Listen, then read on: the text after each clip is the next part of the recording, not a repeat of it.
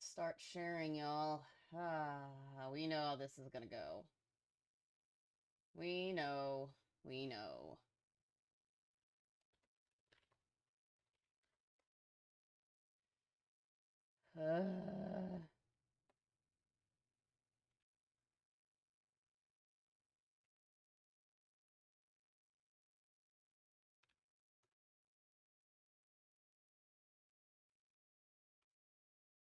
Get all this out.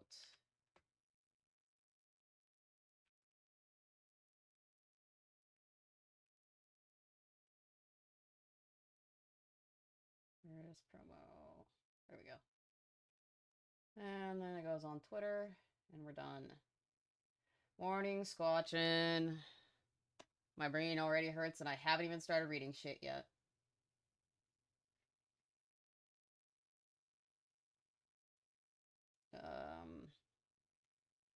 Live continuing. Pain. Link below.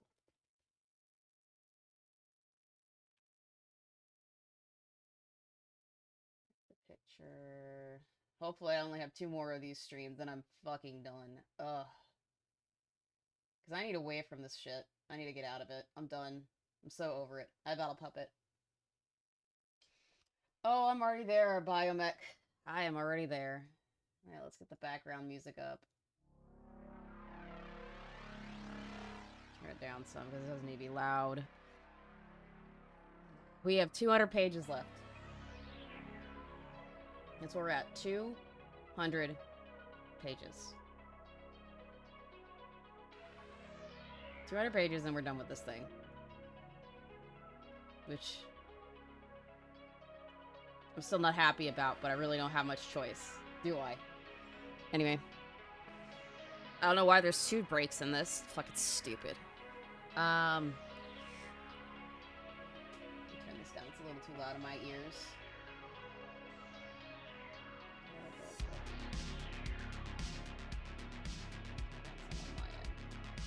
This need to be loud.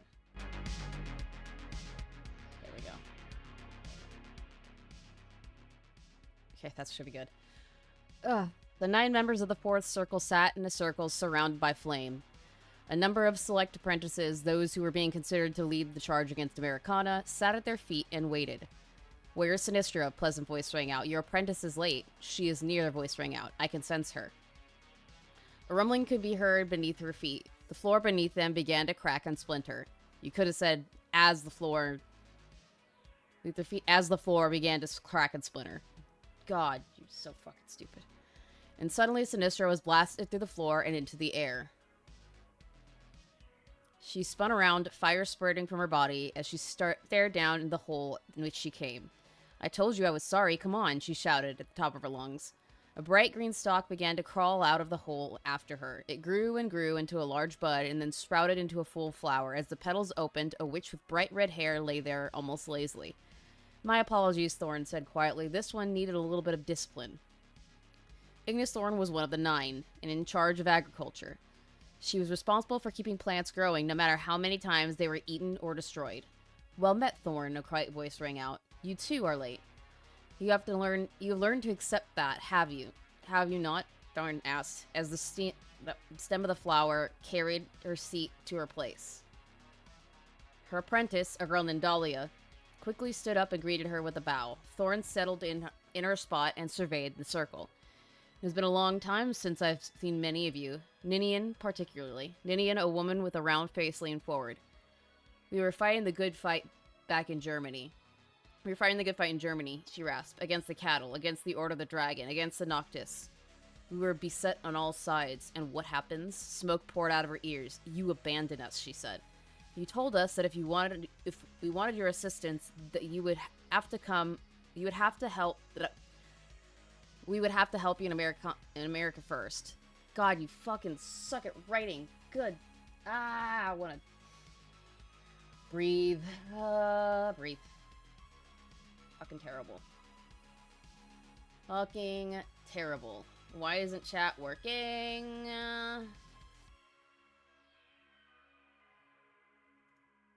Let me make sure that this is correct. Streamlabs. Because for some fucking reason, something's not working here.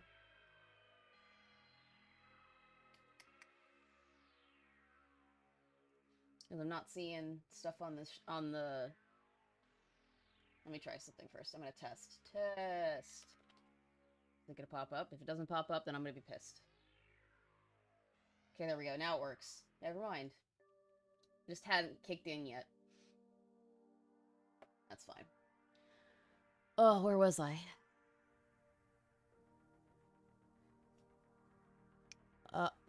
In the end, we had no choice but to comply. Ninian bent her head. We have lost Europe because of your actions, she said. The Hellraisers are a dying culture. And yet you sit here in your little countryside villa and lord over your lowest servants as kings. She spoke with contempt. I assure you, this land will mark a very extinction. Better to burn out than to fade away, Kiara shouted. There was a murmur of agreement from the rest of the circle. Ninian's objections had been falling on deaf ears for a long time. There is some wisdom in that, Francesca said sagely, bending her head. If we are truly free to do as we will, then we have no obligation to care for future generations. Ninian grimaced. You. Do you not want to be free, Ninian? I don't think they understand what freedom is. The women are arranged in a circle, but yet there was one at the table who commanded more authority than any of them. This was the witch who was most regularly communed with the master and commanded all the others. She was the voice.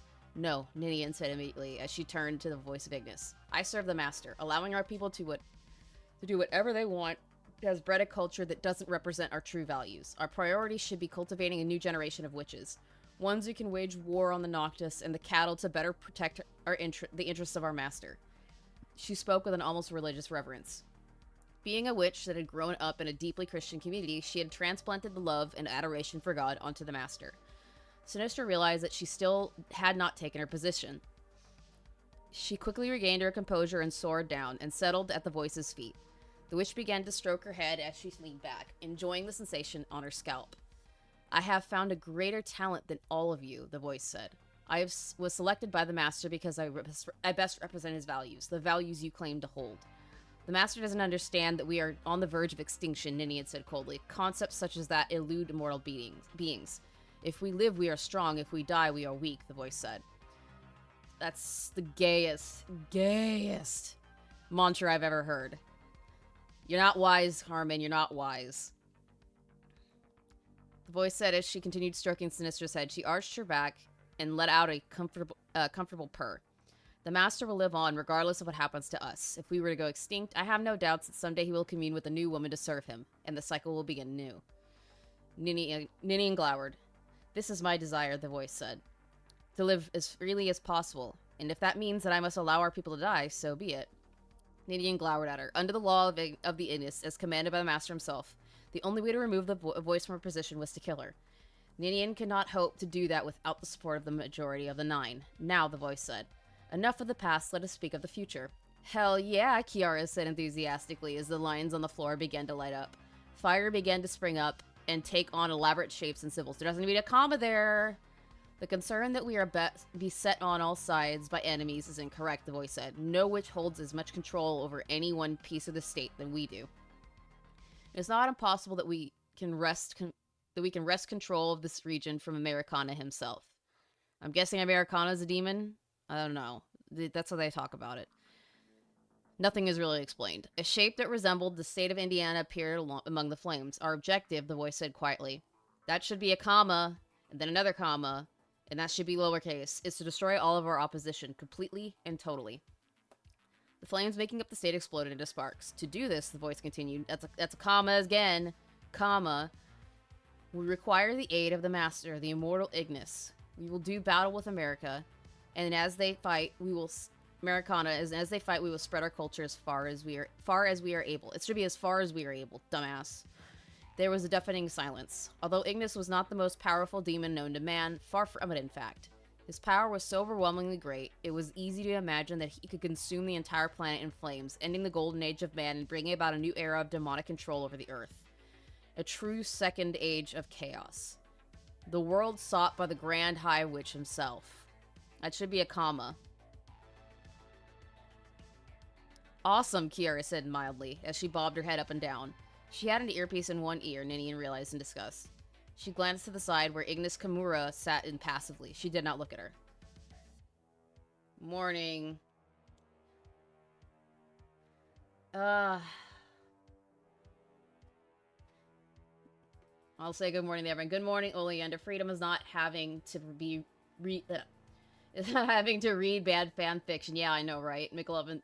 That was Harmer's anti-boomerism showing. Yeah, he is the boomer, though. Todd... Was that LaCroix? The fucktard Harman Smith. Let's make this bigger so I can see shit better. Fucktard Harman Smith said Metal Gear had Solid 5 had a bigger budget than GTA 5. My head hurts so much. He doesn't understand the concept of actually looking into anything. Lovely morning, Leah. Oh, I wish it was a lovely morning. Hi, Battle Puppet, Tariq Brown, and my brain cells continue to die listening to this. I'm the one that has to read it. I'm the one that has to make it coherent for you. My brain cells die much more than yours. Quite right, nor does any of this matter. It's all the same brain rot from Harman. Oh, it's worse. It's been worse. Last stream yesterday was fucking horrendous. If we live, we are strong. If we die, we are weak. Sounds like some BS that would be touted by some self-righteous, self-help guru with $50 a week course. With the $50 a week course on how to make money via drop shipping. Paraboss, I see you chose brain rot this morning. I chose to get this thing done as quickly as I possibly can, because if I can get through at least 100 pages today, that means I have maybe one more stream left of this shit. Maybe. Thought Harman has never made sense. No, he hasn't. It's very gross, William. It was so gross. It was fucking disgusting. It made me genuinely angry. I genuinely hate Harman Smith with every fiber of my being. The inconsistent grammar is making my eyes switch. You don't have to read it. You don't have to read it. I have to read it and make sense of it for you guys. And it kills me. It kills me every second of every day. And what's worse is if there's another $640 donated, I have to read another fucking fanfic of his. Which may be shorter, but still. He stole it from the Chaos faction of the Shin Megami Tensei. Oh, I'm sure he did. And again, he probably didn't understand what it meant either. Because he's dumb. Anyway, back to what we're at. We have enough resources now to summon Ignis, the voice continued. Our main concern now is making the most of his power.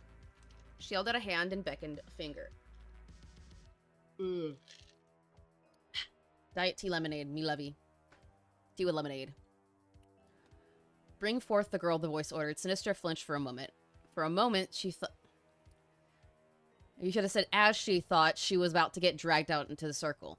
But instead, another girl was thrust forward into the middle of the circle. She was not a witch. She stood there in rags, barefoot and shivering. Her bright orange hair unkempt as she stared up at the circle in horror. Kneel, the voice commanded. The girl did so, her entire body shaking. You should have said, the voice commanded, and the girl did so. God, I could rate this so much better than you, you fucked hard. Call the master, the voice commanded. The girl bent her head and pressed it to the ground. I can't. Liar. Sinistra sat up. She instinctively felt her body tense. All the women in the circle seemed to not breathe as the girl sat back up. She smiled sickly and placed her arms on her knee. Pleasant, the girl rasped. Her voice had become deep and demonic. I feel happy. Master, the voice said formally as she bowed her head. The other members of the fourth circle and their apprentices quickly followed suit. The girl's eyes, which had gone from relatively normal shape and color, had become... You should put a comma there, dumbass. Had become bright, vibrant orange and slitted. This body does not suit me, it rasped. I lack the means to make love to you all. Vomit. Puke. It looked straight at Sinistra as he said this, licking its lips. Sinistra felt a strong surge of disgust. She also knew that when the time came, she would not be allowed to refuse. Soon, master, the voice said quietly. You know better than we that you will not be satisfied simply having this entire city. The creature laughed. You know me very well, English, he rasped. You are the ideal voice. You put my needs and desires before your own. I live to serve, the voice, English said demurely. And I have prepared for you the ideal wife. She placed her hand on Sinistra's back, and Sinistra was forced into a kneeling position. She kneeled, staring at the demon. She felt a strange mix of emotions. Revulsion, longing, appreciation, love, disgust, and confusion. Disgust and revulsion are the same fucking thing, you goddamn twat waffle. Look, I like someone else, she said bluntly, told him bluntly. You better have a good... You better have a big enough cock to make it up to me. Fucking what? Women don't talk like this. Sluts don't even talk like this. What women are you basing this off of? None, because none like you. There was dead silence in the room and the creature began to laugh. I like this one English, it crowed. You were right. She isn't like any other I've ever seen. Sinistra smiled grimly. Look, she said, you know what? I don't care how big your cock is. I'm not interested. The demon laughed again. There is a certain joy in taking a woman who doesn't want to be taken, he sneered. I'll have you and your sisters, whether you want me or not, and never again will desire for another man cross your mind. Sinistra turned around and glanced at the voice. Can I go now? She complained. English placed a hand on her head. Sinistra, she said quietly, as she turned her head back around. Be polite. Sinistra sighed as she blinked wildly at the possessed girl in front of her. It's going to be pretty hard for you to fuck my brains out when you're in the body of a 20-year-old girl. Ignis looked shocked. And then he thrust his head back and roared in laughter. A wild one, he roared. Yes, yes, I will enjoy this one very much, I'm gonna die. I'm gonna die. I'm gonna die. I hate reading this. I hate every second of this. I hate you guys for making me read this.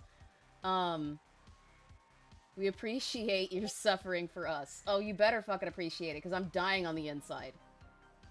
I'm dying on the inside 1,000 times over. 1,000 fucking times over.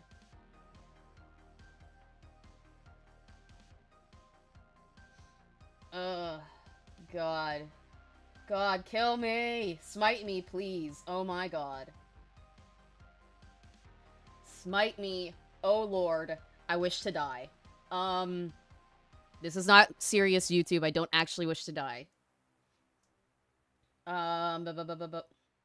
Nice purge profile pic, Todd. Brother what? Twat waffle, yes. Yes, Chaos Raziel, twat waffle. Not even adult film scripts are this blunt. I have a slutty friend and she doesn't act like that. I know, right? I know plenty of slutty women. They don't act like that. Oh, this is omni-gay. This is sad and gross and weird and wrong. Horrible and terrible and rubbish and gay and rubbish and terrible. God, why did you allow this to happen?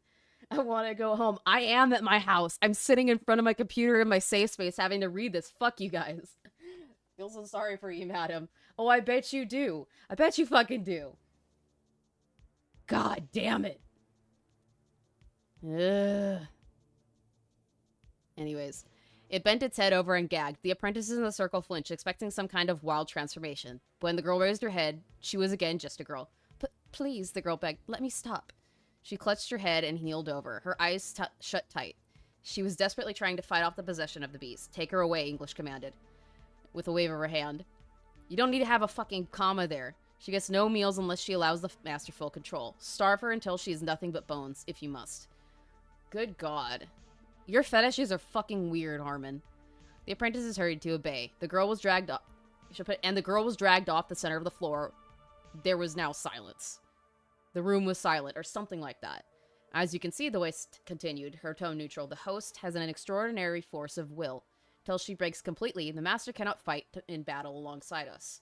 When she is killed in battle, fighting against Americana, we will sacrifice her soul to bring Ignis himself here.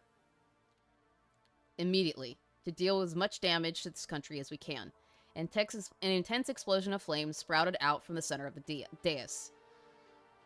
Is that how you spell dais? I don't think that's how it is. Dais. I guess it is. Still fucking stupid. You're still stupid. America will be enveloped in flames, she whispered. If we win, comma, we will become one of the 7 dark powers. If we lose, she smiled, so much of this fertile land will be uninhabitable to those that do not bow to our god, she whispered. And we will become ever stronger. You kill me, I win. You don't kill me, I still win. God, you're so fucking stupid. The things that I do for you guys. Things that I fucking do. Raise your hands high, that's it. Windsor Poppy struggled a little bit. She teetered on her toes, let out a bit of a squeak, and then collapsed. I think it's a little bit too soon for you to do ballet. To doing ballet? You mean to do ballet? Or perform ballet? Elway said, amused, from the corner of the room. Poppy sighed. I hate not doing my that should be here. Poppy's side should be in this paragraph, you fucking tard. I hate not doing my best when everyone else is risking their lives, she complained. It makes me feel useless. She tried to raise herself from the ground using music, but a strong weight was suddenly pressed against her. No magic, Madeline snapped at her. A tall, intimidating woman with green hair that she kept tied in a ponytail. Thank you for becoming a member, Tariq Brown. I appreciate it. At least some of this fucking bullshit that I have to read is worth something. Oh my god. Ugh. I want to vomit. Madeline had there should be a period, not a comma there, you... Oh my god. Madeline had a reputation for being scared. She was a great instructor in ballet. She was a great ballet instructor, but she was known to be a rather aggressive teacher. You should have said, but she was known to be aggressive. I know, I forgot. Why is there... you know not what fucking word is. Word will fix this shit for you. Oh my god. Thank you for the 5, General McLovin. Is it a traditional exorcism practice to make the host undesirable to the demon by causing the host pain? Why would they make her hungry? Because she'd be in pain from starvation.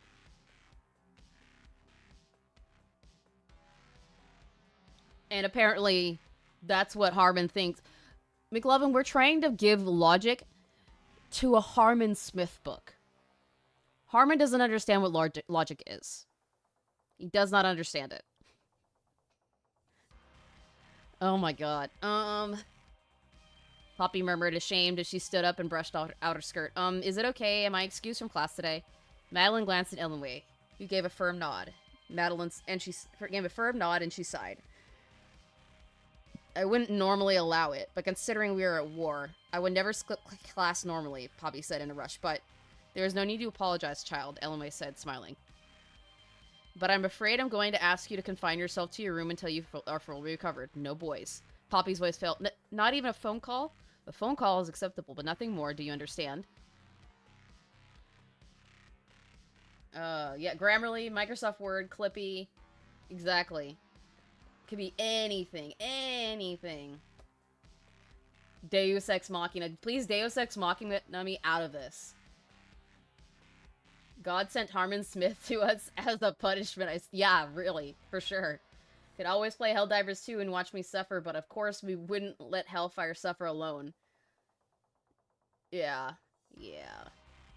God, I hate every bit of this. This is so fucking hard. At least I know who's talking most of the time, unlike Jaw of the Dragon.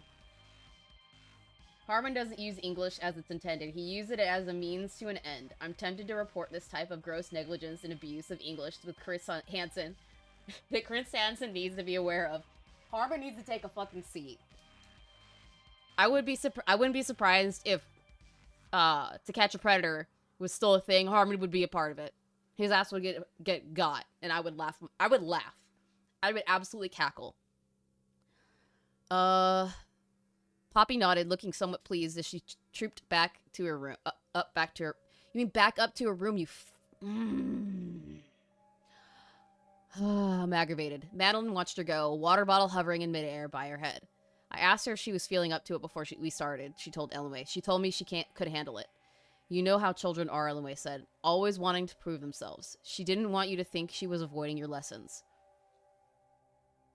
Madeline shook her head. Long green hair swishing back and forth. See, I can write this better than you. After what happened at the school, I would have forgiven her. She should have been honest with me about her condition. I'll talk to her, Ellenway promised. Do you have any more classes scheduled today? You should have a comma there. You should have a comma there. You don't need a period, Harman. Goddamn. No, why? I was wondering if you would instruct the girls at the women's shelter alongside Annie. Madeline frowned. Why? It will prove beneficial for us to leave a lasting positive impression on these people, Ellenway said. If we are to win their trust. I see, Madeline murmured. But that may prove difficult. The Freeman woman... That doesn't need to be there, and there doesn't need two fucking spaces there. Is only one girl, Ellenway interjected. There needs to be a comma. We must establish that we have everything under control to put their minds at ease. Madeline's eyes flickered. Of course, she replied evenly. That still needs to be a comma. I will do what I can. Excellent, Ellenway said. Now, if you'll excuse me, I think I'll go have a word with Poppy to make sure Make sure that she isn't sneaking off with her boyfriend. Elome took a step forward. She trotted up the stairs to the room, knocked, and opened the door. Poppy lay sprawled among her plushies of merchandise. You should just say plushies. Staring upwards at her shoujo anime poster. Oh, no wonder she likes the Japanese-named kid. The kid with the Japanese name. Good God. Elome approached her. I thought being a witch would make life easier, you know, Poppy said, as Elome kneeled down on top of the plush chair. We all did, Elome said gently. You've had a rough fight. It's going to take some time to recover. Poppy groaned. I bet Ichiro is out having fun, she glowered. You haven't called him yet? No, I wanted to collect my thoughts, she said, and paused a little. He's a different person when he fights. Everyone is, Elome said gently. You think? Poppy closed her eyes. He was kind of mean to me, she said, when I said we should run away. He didn't like it. Elome said. Sometimes people say things they don't mean. Other times, they're showing you who they really are. Oh, like how you do, Harman? Like how you do? Like how you do? You fucking sex pest? You neo-Nazi sex pest. I hope somebody looks at your hard drive and finds all the shit that puts you in jail. That would give me the greatest satisfaction, honestly. I'd be so satisfied by that. That's mean, and I don't care. He can barely pronounce most words. No, yeah, you can't. He can't. He has Nintendo's cock so far down his throat that he can't say anything properly. Poppy was completely silent. I want to have one romance that I can look back on fondly for the rest of my life, Poppy said. I don't want to be alone, lusting after men born 100 years after Elome's expression became somewhat fixed. You're young. You don't know what's best for you yet. Like, you fucking know what's best for this character. Elome said, those same qualities that attracted you to him may someday be something you learn to resent. And maybe you'll part ways because of it. Has that ever happened to you? Elome leaned back in the chair and stared up at the ceiling. I'm over 250 years old, she began. I've been in love many times, but my feelings have never been returned. Poppy stared at her rather... Like, none of the women that you've been interested in have returned your affections? You fucking dumbass. Poppy stared at her rather intently. Elome closed her eyes and took a deep breath. It takes an extraordinary man to love a witch, she said. And men like that often love others. She fell silent. She braced herself and continued. Even if it does work, she said, even if he does love you, you will outlive him. You must learn to accept it. It hurts, but you must understand that for us, love is fleeting. The master must come first. I understand, Poppy said slowly. But why does the master allow us to feel these things? Elome smiled. She leaned over and kissed her forehead. Because he wants us to find happiness if it finds us, she said. Enjoy your time with Ichiro. For better or for worse, you'll make lifelong memories. She stood up and made her way to the door. Rest, she said. I dare say very soon we will needs... My precious. We needs all hands on deck. You mean need all hands on deck. Holy fuck. Don't fuck National Socialists. You'll create more people like Harman. You know damn well he doesn't keep anything on his hard drives. I doubt he knows how. Oh, I'm sure he does.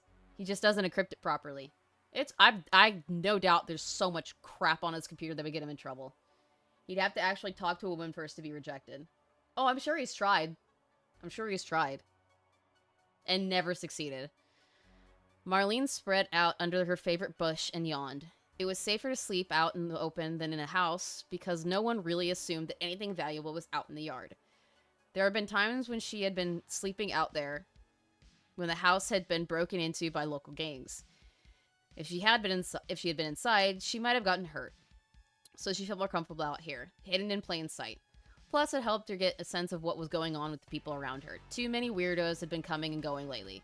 It wouldn't be long until someone came and decided to take advantage of her. She would come out only to eat and then come back to sleep. Oh, Marlene, her eyes fluttered open. The old woman from down the street was calling her name.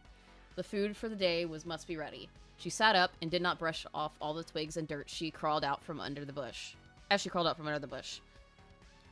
She looked both ways down the street before getting to her feet and waddling down the sidewalk. She was thankful that she didn't have to walk far. She was hungry, and the longer she had to walk for food, the more risks she took being singled out by someone dangerous. No, she would eat and then return to her little hole, where she would stay until she could eat again.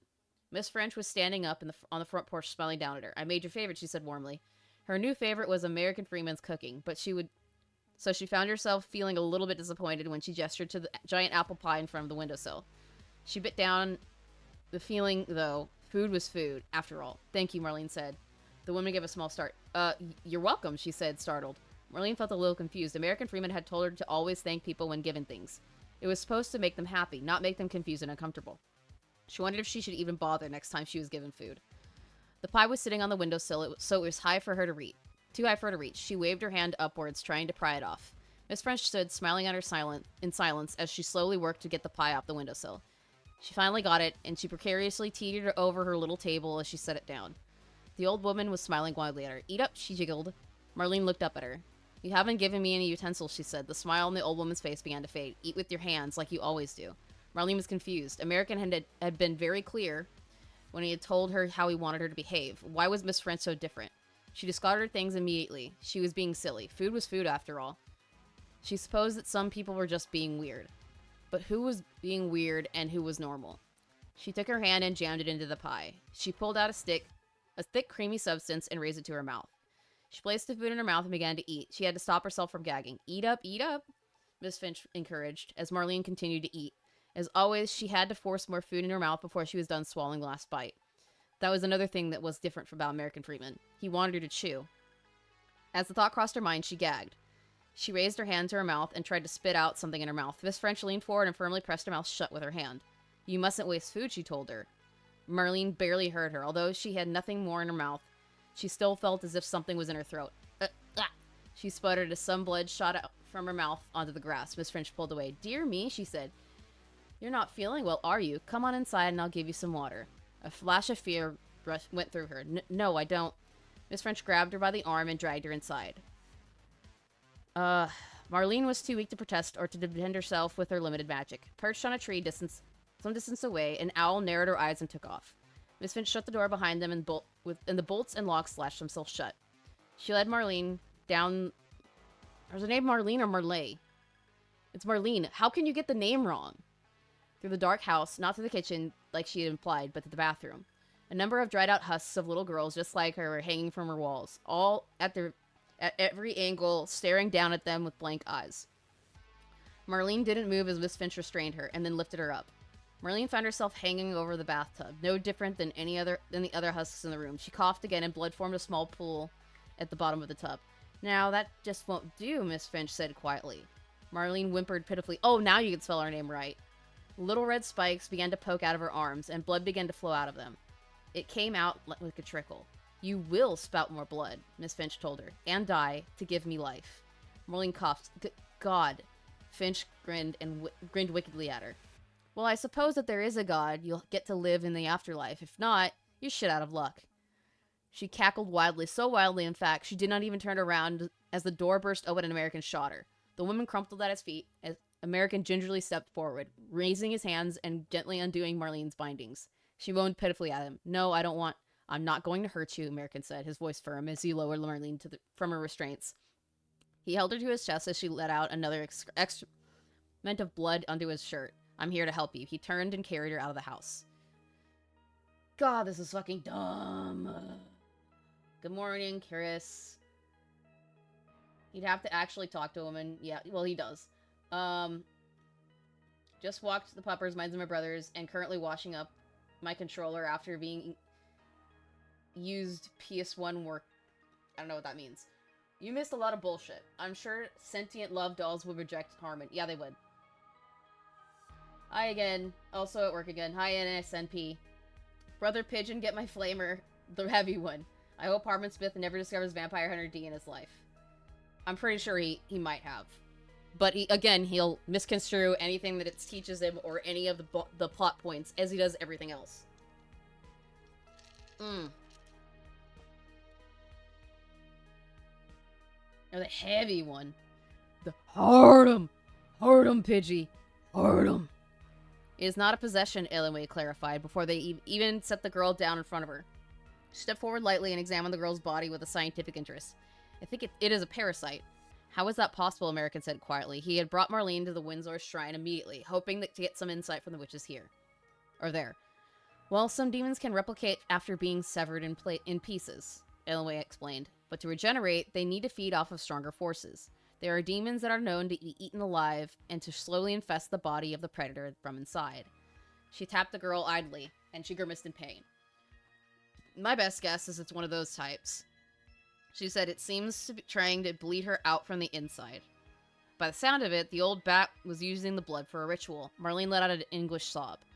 What must we do? Solio asked grimly. A doctor, Illinois said quietly. Who can remove it? There was a very heavy silence. There aren't a lot of people who can perform an operation like that, American said. This isn't an ordinary parasite. It will fight back. There must be someone who can do it in Indianapolis, Solio said. Her eyes narrowed. You have no one, Illinois. You have no one, Illinois? I do not, Illinois said heavily. The Windsor pretty strongly lean towards the arts and history.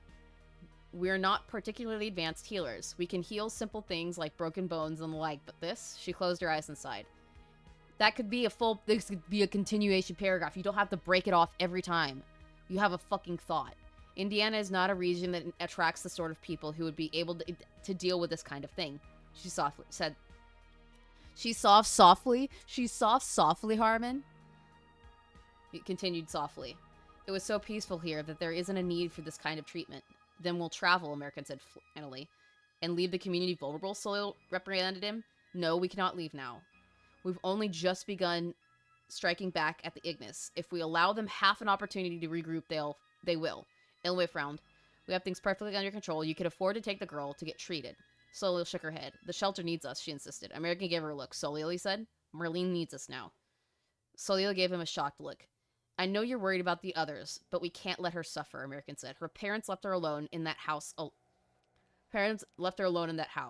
And she's been fending for herself ever since. We're the only people in the world who care about her, he paused. We're like her parents. Ew. Ew. It's cutting time. Yeah, please. Damn controller was covered in gunk and felt nasty in my hands, so I have to hard wash the thing, trying not to destroy the controller. Oh, I feel you. We had to do that with the Nest controller before. Days of Our Lives is better written than this shit. Oh, dude, I'll take a soap opera over this anytime. She sobbed softly, Lamau. Yeah, right. Right, Pidgey? This fucking... Oh my god, it's fucking terrible. God, I hate it. Ugh. So Leo stared at him, her eyes narrowed. I do not see her parents here, she said finally. From this moment on, we are her parents. Oh, like you actually care now? American felt a great surge of affection for Solio. She turned back around to Eldway. I have selected a second in command for the shelter in case of emergencies like this, she said. Her name is Celia Rosenbaum. She will be in charge of the shelter until we return. Ah, the Dragon Knight, Eldway said amicably. Yes, she's certainly a fine choice. You have nothing to worry about. She gestured to the child in front of her. Other than your child, of course. American grimaced, his gaze set, as he grabbed hold of her. Now I've done everything I can for her, Eldway said, as she led them to the front of the church. Although the demon needs to be surgically removed, it has gone into remission. But it won't stay that way for long. If you take too long, it will awaken, and unless you find someone else who can remove it before that happens, how long do we have? There's no way to tell, Eldway answered. It isn't a powerful demon, so I would say quite a long time, longer than a week. But the girl is so young and a witch that it potentially could be significantly faster. And we bid them goodbye at the door, and American and Solio made their way to the car. American handed the child off to Solio, and they settled in the back seat. Solio gave him a look. I'm not an exorcist, she told him. So if anything happens to her, I don't think there's anything I can do. You can keep her calm when she wakes up, American said. Sometimes all you can do is be there for other people. Solio nodded, her expression grim, and American stared at the car and took off. Solio left. There was an emergency, Minerva explained slowly, as if she were speaking to a small child. She scratched at her head with her claw and took in the girl in front of her with an unimpressed gaze. She left you in charge, huh? Well, Solio's never been one to make particularly good decisions. Just look at who she married. Celia said nothing. She cast a dark look at the shelter behind them. When she had agreed to become Solio's second in command, she had not thought she would be put in charge of the shelter under such circumstances. The issues between the girls and the Windsor was mounting. They had all known that Solio would not be able to supervise the shelter forever, but the way things were now, the Windsor had been living there with them would be their primary resource for food and protection against the Ignis. She doubted very much that she would be able to maintain control over the community with so many witches allowed to go freely about. By the time Solio returned, the woman would likely be more comfortable with the idea of allowing Windsor to absolute control over their lives. Are you listening? Minerva demanded. I am, Celia assured you. You're very wise. The owl puffed herself up proudly. All owls are, she said pompously. And those who listen gain a sliver of our insight. Really, Celia said, unimpressed. Well, perhaps some of the girls here could use some of your wisdom. Why don't you come by tonight and talk to them about what's going on in the city? I'm sure they would really enjoy that. Minerva took off into the sky without another word. Celia watched her go, privately noting that Celia's opinion on the bird had not been in any way exaggerated, and then made her way back into the church. She stepped into the entrance hall and found a number of tables and chairs lining the wall. Windsor Madeline was standing there in a bright green leotard instructing a handful of students in ballet. They were a mix of Windsor acolytes and shelter girls, Celia noted immediately. This was an attempt at mixing them. Oh, Dame Brosenbaum, Madeline said, pleasantly as she turned to face her. Would you like to join us? No, thank you, Celia answered politely. I haven't danced since I was very young, Madeline clicked her tongue. A pity, Madeline said. Did you not enjoy it? I believe dancing is sinful. Madeline wasn't impressed with her tone. And neither were a number of the students, including, Celia was put off to see, a number of the shelter girls who had, up to that point, been enjoying themselves. Perhaps you never learned to appreciate that art enough. Perhaps, Celia said, understanding that she was in a dangerous position. If she expressed her religious views here, now it would make herself look like a deranged fanatic. She would have to be careful in expressing her face. I believe the Knight of the Dragon should commit herself to defending the people of God's creation, she said. Dance, games, film, they distract one from fulfilling their duty. Madeline tilted her head. That's sad, she said. One must learn to enjoy ourselves. Perhaps if you joined us today, you would see its value. Thank you, but no, Celia said, her voice heavy. Mrs. Freeman has left me in charge, and I must attend to my duties, if you'll excuse me. She could sense that she had made herself look like a fool. She tried to make herself look dignified as she walked from the room. She could hear a little bit of pleasant chatting behind her and laughter. She steeled herself and kept walking. I wasn't ready for this, she thought to herself grimly. You could put that in you could italicize that, dumbass. Hold on. Hold on. Bam. Get going. Get down. Get down. Be gone, butch. Where was I? You could put that in italics, by the way, Harman. Celia thought to herself grimly as she left the room. The delicate balance of life they had built here for themselves had been broken. It would not be long now until the girls under her protection began asking why they couldn't live in the Windsor Shrine, where it was doubtlessly much safer. She needed help. She needed someone to rely on, someone from her own faith, someone like him. Who the fuck is him? The letter Celia Rosenbaum had written some time before was a short, brief report to the Order of the Dragon. It took quite some time for it to reach the destination. And even shorter...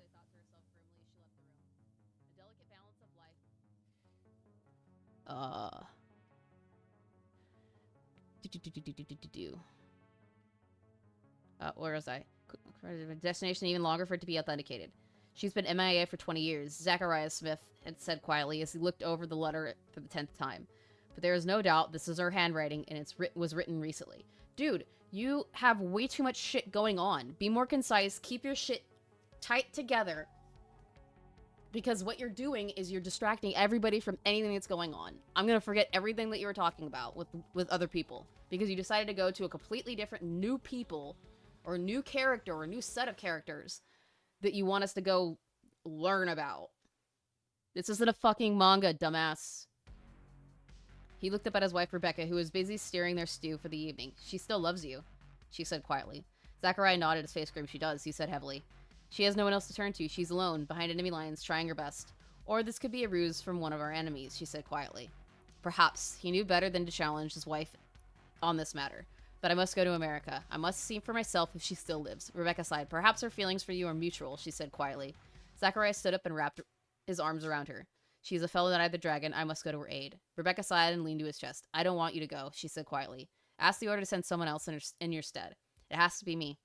Only I could identify whether or not it is truly her. When you married me, I knew your heart belonged to another, but I did not think she lived still. Neither did I, Zachariah said. She has no family? She had one sister, her twin sister, Celica. The fuck kind of name is that?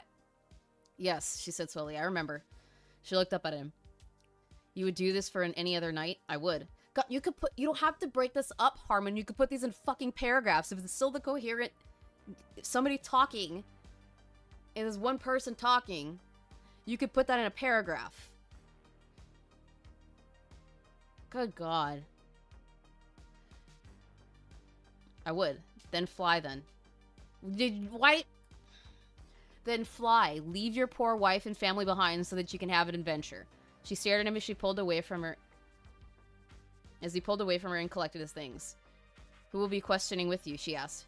There are a number of knights stationed at the American University, Grey Acadia. He answered. You have dumbass names for shit. They've been interested in the Ignis for quite some time. If they could persuade some of them to come with me, then many of them have done more for the world than I ever have. Is that so? She seemed to struggle with her thoughts for a moment. What did you do? He didn't answer her. It was long enough after that he found himself landing on America's East Coast. He found the car waiting for him at the airport, and he took off to the university. He found the cathedral and parked the car. There was a girl waiting for him. Hello, she said brightly. Are you Sir Zachariah? I am. And you must be Dame Alyssa Cogland. God, you have stupid fucking names. Why do they have to be so intricate? And also, so stupid. I know your grandfather. Her glasses glinted in the sunlight. Everyone does. I hope I can be half the person he is someday. She waved her hand behind her. Do you want to come inside? You're more than halfway through this book and you're already adding shit into here that doesn't need to be there. He followed her up the stone steps, and they entered the church and making their way towards the living quarters. I'm rewriting this as I go. Here, Knights of the Order of the Dragon would live in peace from the threats that lurked everywhere in the university. I've tried asking around for others to join us, Alyssa said quietly, but everyone else is caught up in their studies. Truth be told, the only reason I'm going is because it's been a long time since I've seen serious combat. I fear that I'm losing my edge. Maybe it's time for you to settle down and start a family. Maybe, Alyssa said. Like you did? And you left them? A thought has crossed my mind as of late. Oh, a swordsman was sitting in front of them, his leg crossed his knee, watching them carefully. When do we leave? Zane asked. As soon as we can, Alyssa said. She cast a glance towards Zachariah. Actually, I think there's someone you should meet before we go. Oh? I was studying the documents that Celia Rosenbaum described, and I was surprised to learn that one of the girls at her shelter was a student here, the vampire. Goneril Blackwell. Went missing some 4 years back. I knew her, Zane recalled quietly. She had a fixation on a girl named Lauren Frey. Why are you adding so much shit on here that doesn't need to be there? And I knew someone who would know her personally, Alyssa Coughlin said. Charlotte Hawker. That Charlotte Hawker? At 22, Charlotte Harker was already making waves in the world of vampirology. She was already considered at the top of her field. Yes, and when I spoke to her about it, she was insistent to come along with us. She isn't one of us, is she? No, but she's a remarkable woman. Zachariah nodded. Is she here now? An amused sound came from him. He turned to this. You could put this together. He turned to the staircase. Standing 5 steps up was a blonde young woman. What is it with you and blondes? Oh, I know. It's because you're neo-Nazi. She smiled at him warmly and descended the stairs. I'm Charlotte Harker, she said pleasantly as she held out her hand to him. He took it and kissed it. Oh, there's no need for that, she said, laughing a little. I'm not a knight of your order. Please think of me as an ordinary civilian. You're not one, though, Alyssa said quietly. Your research has really pushed the world's understanding of vampires. If you marry one of our men, you'd be considered one of our top researchers. God fucking shut up! You flatter me, Charlotte said idly. Pulling away from Zachariah, she smoothed out the creases in her dress. But I intend to continue my research no matter who I marry. She was a diligent, intelligent woman. Zachariah could see instantly why she had such a high reputation. Regardless, we thank you for your service, Zachariah said. What do you know of this woman, Goneril Blackwell? Charlotte raised her hand to her hair and pushed it back. She was a student at this university and a close confidant and friend, she said. I dare say a good deal of the advances I have made in my field have been due to her input. She is invaluable to me. It is imperative I get her back if I am to continue my research. What exactly are you working on? Charlotte smiled at him idly. Well, I could bore you with specifics, but to put it simply as possible, I am attempting to improve on the Helsing solution. Dr. Van Helsing. Fuck you for bringing Van Helsing into this. You leave that wonderful piece of fiction out of this, you fucking twat waffle. A Dutch man of science who had almost single-handedly stopped Dracula's invasion of England had developed the cure for vampirism after the Dark Lord had been defeated. This cure, developed during the treatment of Lucy Westenra,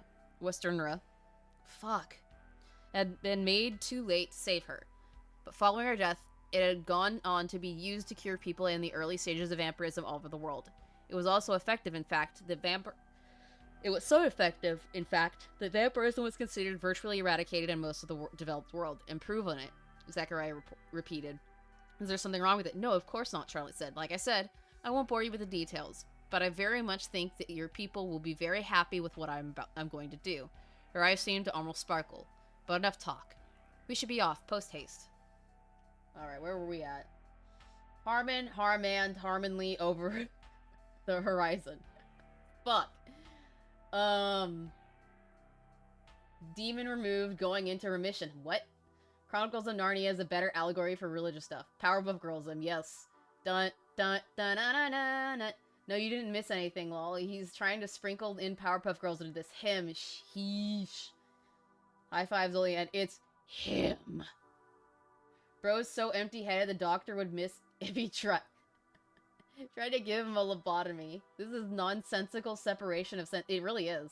The novelization of Warhammer 40k Dawn of War is written better than this trash. Do I need to quote Samuel L. Jackson circa Coming to It America? Why is Van Helsing in this now? Oh, hell no, he did. Yeah, he did. He fucking did. Why the hell did Harman Smith need to have add Van Helsing to this gross book? I don't know. Why bring up Lucy instead of Mina? The one who actually was cured before she turned. Because he's retarded, General McLovin. He wants to put in concepts and think he's smart, but he's not. And he doesn't have a genuinely original thought in his head. He doesn't. He doesn't have a original thought in his head. And none of it's coherent, obviously. I could write this shit better than him. I feel like I'm tempted to, but I really don't want to deal with the legal implications of that. Marlene floated her eyes open. She moved about in place and shifted about. Where am I? Shh. Someone shifted right next to her, and she shifted somewhat uncomfortably as American Freeman leaned over her. How are you feeling? She blinked up at him. Like shit. Language, he reprimanded her slightly. Who cares? She gave him a look and was about to speak again when a sharp pain welled up within her. She let out a whimper. The doctor says you need to rest, he told her. Stay still and it'll be over soon. It'll be better soon. She tilted her head upward and tried to relax. She winced again and then lay completely still. What happened to me? She wondered aloud. You were very sick, American said. We had to take you in to be treated. Why? Why? American repeated. Because we wanted you to get better. Marlene closed her eyes. I don't understand. American smiled at her. Doing good things for other people. It's what makes life worth living. You wouldn't know what that is like, would you, Harman? That doesn't make sense to me. It will, American promised her. Someday you'll meet someone you care about very much, and you'll understand what it means to be a good person. None of these relationships make any sense. You want me to feel something for this, and I don't, because you terribly wrote this entire fucking story. Marlene felt wet around her eyes. Before she could fight through the pain and move her arms to wipe them away, American leaned forward and wiped them away for her. For now, though, we only want you to get better, he said. Can you do that for me? Marlene gritted her teeth and nodded. American? Yes. I want to become a good person. American smiled warmly down at her. You will be, he promised. American Freeman and his wife came to their home with a child in tow. Soliel spent the entire trip back, lecturing Marlene on what was expected of her in the household. More than once, Marlene's horrified face caught American's eye in the mirror. I'm starting to rethink this whole adoption thing, she said at one point. Nonsense, Soliel said briskly. You'll become all the better for it. You'll get to eat my cooking every day, Marley. Oh, so that's why you were saying Marley. You're giving her a nickname without telling us that's her fucking nickname. American told her, Marlene clutched her head. Will that be worth it, though? They pulled into the driveway and stepped out of the car. American's arms wrapped around Marlene's body. She had fallen asleep, or at least was pretending to. You're being a bit too harsh on her, American told Soliel as they approached the door. She needs a little bit of breathing room while she recovers. Yes, but she needs to get started on her education now, Soliel said. She's incredibly unsocialized and malnourished. It's going to take a lot of work to get her caught up with her peers. As they were talking, Minerva swooped in from above. Whoa, Soliel had a baby. No, I didn't, Soliel said, exasperated. She's adopted I. What news do you have, Minerva? Trouble at the shelter, Minerva said. The Windsor witches are going to fight the Order of the Dragon. What? Soliel gave a startled step forward, and then looked back at American for confirmation. I'm going to put Marlene to bed and check our supplies, he said. Go, now. Thank you, she said softly, and she then broke off into a wild sprint. Look at you, you fucked up. No, they're not consistent at all then, Silent. They're no way consistent. At all. All of this is inconsistent jibber jabber, and I fucking hate it. Also, like and share the stream, guys. We're 280 away from being at 2K. Let's go. We got this. We got this. Just like Chris Chan. Yup. If you can't help start the Aryan uprising, he can't help start the Aryan uprising, so he's gonna make his own Aryan utopia. With vampires and stolen bits of better material, and a world that's a dyslexic's worst nightmare. Yeah, I'm legit losing brain cells reading this. You're not the one reading it, I'm reading it. And an anonymous tip to the FBI. You'll understand what it's like to be a good person, he says as he types that the failed art student's methods worked. Harman Smith books need to get the banned hammer from stores. Well, they're not published. This is just on Amazon. You can only get it on Amazon if I'm not mistaken. Because no publisher worth their salt would publish this shit. Solio came to a stop outside of the church. It had been a fairly long distance to sprint. She was breathing a little hard as she came to a stop right outside the barrier. She was stopped right at the gate by a Windsor witch. State your business, the girl said, brandishing a gun at her. Solio stared at her. It was a joke, Annie said as she lowered the gun. Her familiar, the golden retriever Oakley, trotted out from behind her. A joke that could have gotten us killed, milady, Oakley said wryly. Ha! Annie crowed. As if one could kill me. Forgive me, Solio said, her voice cool. But I was under the impression we were allies. We sure are. We are, sure, she said. I'm just having fun. She gave Solio a playful shove on the shoulder. It took all of Solio's willpower not to hit her back. Show some discretion, milady, Oakley said, looking up at them with a frown. Where's Celia? Solio asked. Oh, she's shut up in the shelter, Annie said, shoving her thumb behind her at the shelter. She's trying to get her old boyfriend to drive us away. The situation was not as poor as Nera had suggested, Solio surmised. Doubtless the Order of the Dragon was upset about the Windsor's involvement in the shelter, but if Annie's attitude was any indication, tension had not risen to the point where it would come to blows. Perhaps you can fill me in on what's happened while I was gone, Solio suggested. Annie scratched her cheek. I can't be of assistance, madam. I can be of assistance, madam, Oakley spoke up, wagging his tail. Forgive me, my milady. Milady has not patience for politics. Shut up, Annie told him. You're making me look bad. Oakley let out a bark, which Solio was quick to realize was his version of a laugh. Follow me, my dear, he said to Solio. I will explain on the way. I'll stand guard, Annie said, as if she was trying to convince him that she was of use, as they walked away. Harman needs to watch some of J.P. Bobian's terrible writing advice videos. I've never heard of who that is, but I'm sure it wouldn't help for shit, because he's shit for brains. Harman is shit for brains, and we know it. Please forgive the insolences of my lady, the golden retriever told her once they had gotten some distance. She is known to be a tad rambunctious. Solio knew better than to share her opinion of Annie with her familiar. Everything she said would be relayed back to her without a second thought. The dog was even less trustworthy than the rest of them. It was no trouble, Solio said. I appreciate her hard work. I'm glad to hear that, Oakley said. Solio found herself certain that he, too, was being rather deliberate with his words. We have worked very hard to make this place as secure as possible. Secure for who? Solio found her. You could put that in italices. You can italicize that, dumbass. Solio found herself wondering. The premises was protected by Windsor barriers and patrolled by Windsor witches. Their supplies came from the Windsor, and undoubtedly they had begun introducing luxuries like books. Solio may have liberated the girls here, but it was the Windsor who had given them a sense of security and comfort. In short, it was very likely that the women here would be more loyal to the Windsor than her, if push came to shove. That could be a paragraph. That could be together. The Ignis are rallying their forces for an attack on Americana, Oakley was saying. Even the cattle now know a war is coming. How safe will we be here? They intend to raise the entire country, milady. As much as they can reach. Solio grimaced. We cannot allow that to happen. Your thinking is the same as ours, Oakley told her. We must rally our forces and do whatever we must to protect this land. The future of the state depends on it. Solio nodded, her expression grim. I will do everything in my power to stop them, Solio told him. Whatever it takes. That could be one fucking paragraph, dumbass!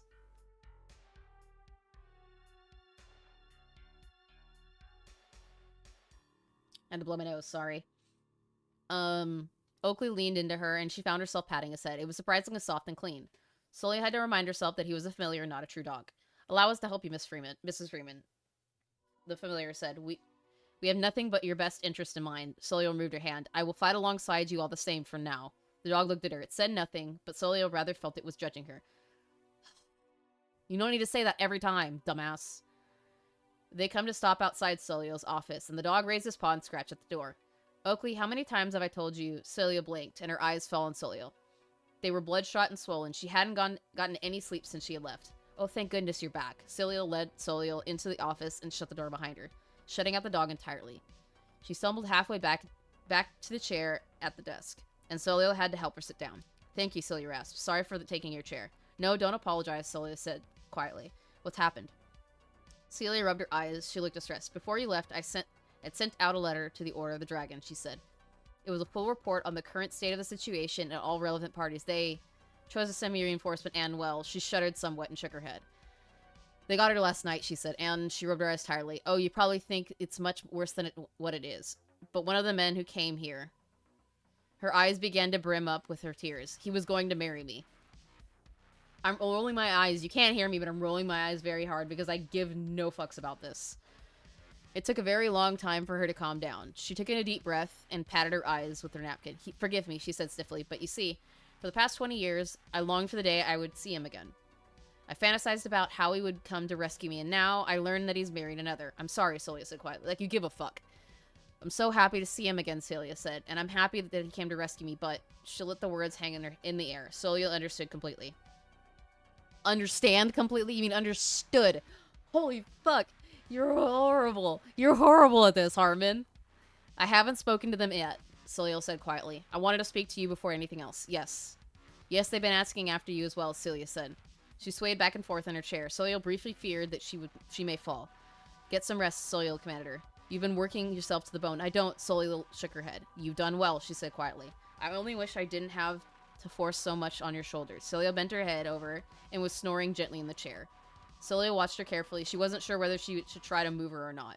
She ended up moving her to the cot in the corner of the room that she'd been using, and then stepped out to find Oakley waiting for her. I take it that you want to meet the Dragon Knight, with the Dragon Knights, she said. This way. Celia dutifully followed the dog down the hall. I don't know why you used that word for this. The Lady Ellenway has been very impressed with you all, you know. Not a lot of people have been able to thrive under Ignis. We've had help, Celia said. She was sure that the dog was trying to pry her true feelings out of her, whatever. They stepped into the kitchen, and a woman she had never seen before was inspecting the cookware. She stood up, back up, surprised, and looked at her. You're not one of them, she breathed as she stepped towards her. Are you Celia Freeman? I am, Celia said cautiously. Oh, it's a pleasure to meet you, the woman said, as she stepped forward and grabbed her hands. I'm Dame Alyssa Cogland. I've heard all about you, of course. Alyssa Cogland, she said sharply. I've heard of you. You're a knight stationed at Grey Arcadia. You fought the New Red Army in 2012, and your grandfather is Bartholomew Cogland, the esteemed machinist. Oh, you've heard of me, Alyssa said. Or Elisa, whatever, sounding surprised. She looked a little flattered and embarrassed. I, didn't exactly distinguish myself in the war. Nonsense. All of you are heroes. I'm surprised a Catholic would think that, Alyssa said. Or Elisa, whatever, I don't care. As she squeezed Celia's fingers tightly. Or lightly. But Celia tells me that you're not like most Catholics. She smiled at her warmly. I think we'll get along just fine. Okay, whatever. I'm gonna go back to you guys. Give myself a fucking break. Harman would have to be willing to take advice first before watching a video to get better at his writing. He'd also have to have a coherent thought right. But American Evil already has a love triangle, McLovin. Yeah, it does. It really does. And my girlfriend messaged me a sneak attack kiss. Nice. You know I have a crazy idea. Let's make Frit read one of these. Make Gara do it too. Spread the fucking word. Make all of the main salt miners read this. They must feel my pain. They must understand. This can be the Harman cinematic universe. The Harman Saltomatic universe. The HSU. It cannot just be me. Cannot just be me. She released her hand and turned back to the cookware. I was just doing a thorough investigation of all your household things, she said, just to make sure that it hasn't been contaminated or possessed and whatnot. You seem to have done a very good job getting rid of most things that might be dangerous. Most? Soliel asked sharply. What did we overlook? Not overlook exactly, but the vampire in the basement. Soliel nodded, her expression grim. I don't know what to do with her. I can't just kill her because she might have some valuable information. Oh, we have someone who's going to take care of it, Elisa said brightly. Oh, I bet you'll be surprised. Surprised with what? A pair of arms wrapped around her from behind. She let out a short scream and almost elbowed the person grabbing her. Darling, Charlotte Harker gushed. It's been too long. Charlotte, do not. Charlotte held her more tightly, laughing, and Solio had no choice but to relax. If she lashed out, she would easily kill her. It took her a good moment to settle down. I see that you two are close, Elisa said, smiling. Like sisters, Charlotte said, beaming, as she tried to peer out from behind Solio's shoulder. Although Solio was 2 years younger, she had grown much taller than she had since they were children. What are you doing here? For the vampire, darling. The Order contracted my services as an expert. She pulled away from her and beckoned her to follow. Solio quickly followed behind her. They reached the place where gonorrhea was stored and opened the door. Several questions were running through her mind. Before she could ask any of them, however, Charlotte turned and smiled at her. A shadow lunged down at her from above. Look out, Solio cried and stepped forward. Charlotte turned back around. The shadow hit the ground in front of them and then leapt backward to the opposite wall. It scuttled up the side as far away from them as possible. Hello, Goneril, Charlotte said pleasantly. I see you didn't recognize me. Stay away from me, Goneril squeaked. Solio stared at her. She had never heard her be so rattled. Get down here, you're embarrassing yourself. Goneril slowly shuffled back down the side of the wall and stood to face them. Solio stood there staring as Charlotte stepped forward and patted her cheek. You look well. Goneril looked sickly from being fed nothing but emergency blood packs. Her skin was pale and clammy, and she looked significantly aged. More in her 30s than 20s. She glared at her, but said nothing. What have you been feeding her? Charlotte asked conversationally. Blood packs. I thought so, Charlotte said. She brushed her hair back and exposed her neck. Goneril stared at it hungrily. But she won't be able to fight in her condition. I wouldn't trust her to. But I do. Charlotte squeezed her cheek, and Goneril flinched. Pulling away somewhat, she smiled. She will do what I ask of her, she said softly. He did it again! He did it again! He did it again! He's fucking stupid! He's so fucking stupid! Ah! He's so dumb. Ah, she said softly. She has to. She turned back around to face Soleil. Leave her care to me, she said. You have business to attend to, don't you? I do. Eloise sat the tea down in front of American and stood over the table, watching him carefully. Need tea to wet my whistle. It won't be much longer now, she said quietly as he took a drink in his hand and turned it back and forth. We'll be going to war. We will never be more ready. That may be so, she said, but if blood is shed, you know what that means, don't you? The summoning will be expedited. That is correct, Eloise said, her voice heavy. The instant this town goes to war, we can all rest assured that Ignis will soon arise. There will be no stopping it. None, Eloise said firmly. The best we can do is send it back at this stage. Can it be done? Yes, she said. Why do you think this world is not running amok with demons? It is perfectly possible to send him back if you have the power. And do you? Ilmway smiled. If I am not countered by other witches greater than myself, yes, she said. Our objective is we wish to stop the summoning of Ignis. She tapped the table. Is to kill the 9. Or our objective, if we wish to stop the summoning. Yeah, we gotta kill the 9, whatever. American stared at her. Madeline and I should be able to send Ignis back with the aid of the Order of the Dragon, Ilmway said quietly. But we need those 9 to be killed, the 9. American closed his eyes. Who are they? They are among the most powerful creatures among the Ignis, Ilmway said quietly. They have devoured all those who would challenge them. Their power is absolute.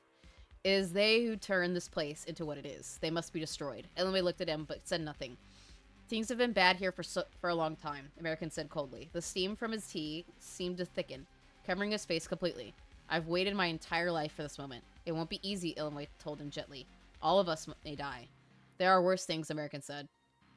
Ilmway smiled softly at him. Her hand trailed near his, but before her fingers could wrap around them, he stood up. Oh my god, you're trying to fuck the boy that you... this is gross, Harman. We need to find the castle, he said. And we need to learn as much about the 9 as we can before the fighting starts. He gave Ilmway a hard look. I've spoken to Marlene. She speaks of a place that all the Ignis fear more than all others. That must be their headquarters. If you could get her to give us the location, we can invade them. They stared at each other. Ilmway felt her heart beating in her chest. American, she said, this is going to be dangerous. We will be the last line of defense between them and the entire state. If we fail, everyone living here will die. American stepped into the dark house, Marlene asleep in his arms. He stepped through the front door and locked it behind him. That won't be necessary. I'm already inside. The voice came from the kitchen. Marlene shifted in his arms. She blinked. Go upstairs, America told her quietly. Now. He set her down on the floor as she stumbled forward. She seemed a little bit confused. He strode off into the kitchen and slammed the door open. The woman sitting in the kitchen light set down her cup of tea. Hello, America, his mother said idly. Oh, so she's alive. He stared at her. He felt a whirl of emotions well up within him. He drew his gun and pointed at her. Is that how you would treat your mother? She said idly as she turned to face him. Have a seat. Who are you? American demanded. How did you get in here? I'm your mother, and this is my house, she said. She said, sit. She's already sitting, dumbass. American stared at her. I thought you were dead, he said, his voice somewhat hoarse. Her expression softened slightly. No, she said heavily. I was in mourning. She waved the seat in front of her. Without thinking, American holstered the gun and sat across from her. They stared at each other. Where have you been? American asked, his voice tight. I could ask you the same question, she said quietly. Until I spoke to Ramona, I had no idea you had returned to Ignis. I had imagined you had fled the state. I was aware that Windsor Ellenway had escorted you off of our territory, but... So you're one of them, American said, his voice dark. My wife warned me you might be, but yes, his mother said. Your father and I had a very wonderful life here due to the Ignis. Your father got to evade the federal government he hated so much. And I got to start a family, she said wistfully. You've grown up so much, American stared at her. But allow me to introduce myself, his mother continued. I am Ignis... No! No! Okay, that's a good twist. I'll give you that. I will give you that. I will give you that, Harman. That's a good twist. That's a good twist. I will give you that. I will give you that. That's a good twist. I'm kind of proud of you for that one. I still don't like you. But I'm willing to admit when something is actually pretty good. I'll admit that. That's the only thing I'm gonna give you, is that twist is fucking great. Something good for once? Yeah, something good for fucking once. He actually had a good idea. Was it executed well? No, but it's still a good idea. And you're opposing counsel in this conflict. She raised her tea glass towards him as if toasting him. Why? American asked bluntly. How is that possible? English smiled at him. It's a very long story, she said quietly. But I suppose what you really want to know is the circumstances of your birth, she sighed and took a sip of her tea. It is as you suspect. Your father and I met in this settlement. He was seeking an out from what he saw as tyrannical government control. He killed a man for a good cause, but the courts declared him a criminal. The American government, as you know, does everything in its power to keep citizens unable to fend for themselves. So our stupidly named protag married an owl woman, and it's questionable. Harman sounds... No, he didn't marry the owl woman. He married a vampire hunter. I just added Gara on Discord about it. Good. Good, censored. That shoe will be a thing. The Hisu. The Hisu. I'm so down for that. That is like the dumbest and best idea I've ever had. And it won't take long for him to fumble the twist. Oh, he's gonna fumble it. But this was actually a good twist. I hate to admit that, but I will. I'm at least a decent person. American was staring at her. His lips were tight. I was born a witch in this city, she said. I had everything I could ever dream of. She shuddered. One night with your father changed everything. American sat tight-lipped. Really? Do we need to know this? Do we need to know any of this? He was seriously considering shooting her right there. I had no illusions of romance, his mother said wistfully. No thought of starting a family, and then in less than a year, we had you. She looked at him. Yes, she said quietly. We started a family, and when we did that, we sought to give you as normal as a life as possible. Normal of a life as possible. It was important for us.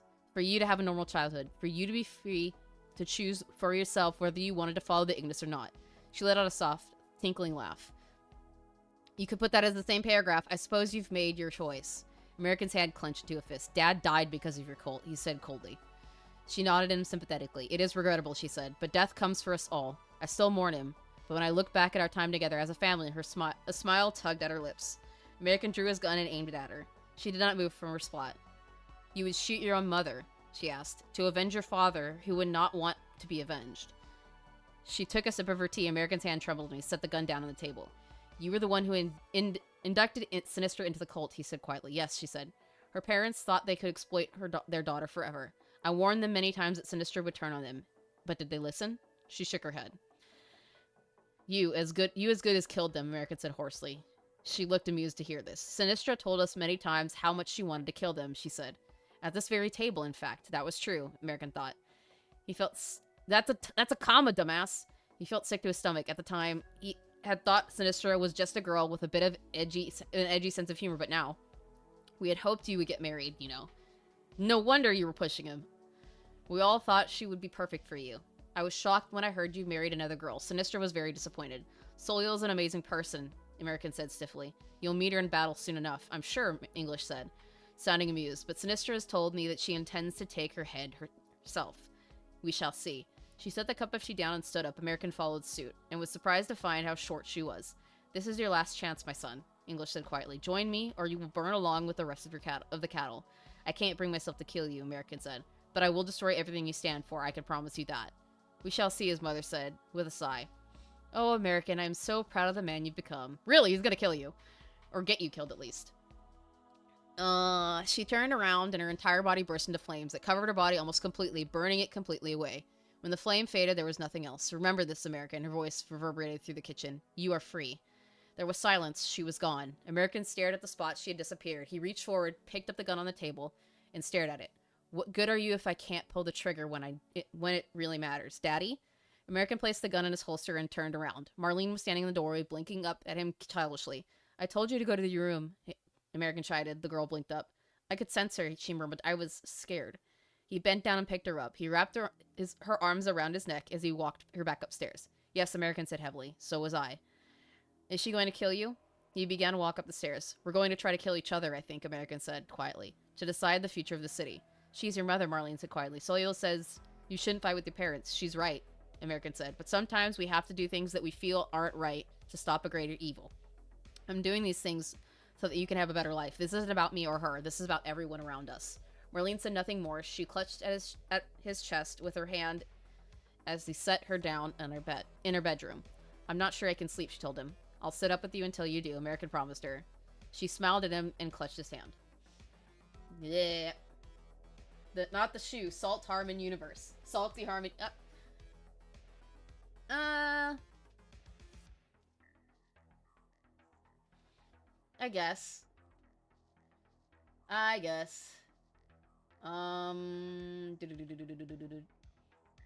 was I at? Broken clocks and all of that. Afternoon. Hi, Neon Treon. My son. Is Harman trying to make the character a priest? No, he's not. We already had the priest. And he was fucking nasty. Go back to the last VOD. Go back to the last VOD to see that shit. Soliel came home that night. Her eyes narrowed. Someone's been here, she said it immediately. Her eyes roamed over the kitchen. Someone touched my tea.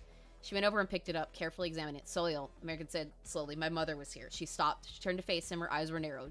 She's one of them, she inferred. Yes, American said. And not just one of the rank and file. She is the voice of Ignis. She stared at him. It was the most intense, calculating gaze he had ever received from her. And what did the two of you discuss, she asked. Her words were precise, but American knew her so well that he could tell she was suppressing intense emotion. She wanted me to join the Ignis, American said. I refused her. Soliel did not relax. She was still staring at him with that calculated expression that he had seen countless times whenever she cornered her prey. Do you want to kill me? He asked tonelessly. You're one of them, she said. I married you. Her voice was hiding an intense, dark emotion. I would never have asked you to marry me if I had known, American told her firmly.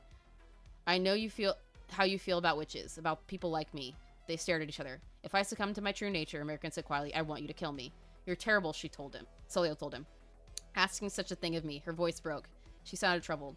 We already agreed that we were going to purge the Ignis from Marlene. I see no reason why the same cannot be said for you.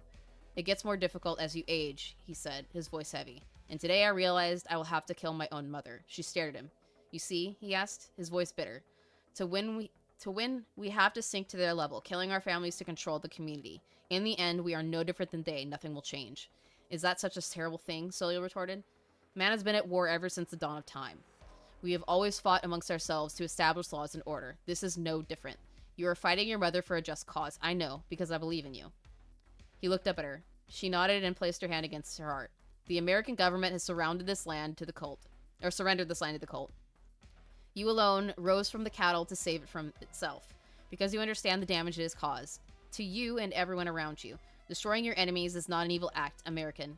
even if that enemy is your own mother. She stepped closer to him and placed her hand on his chest. Please, she said, understand that nothing has changed.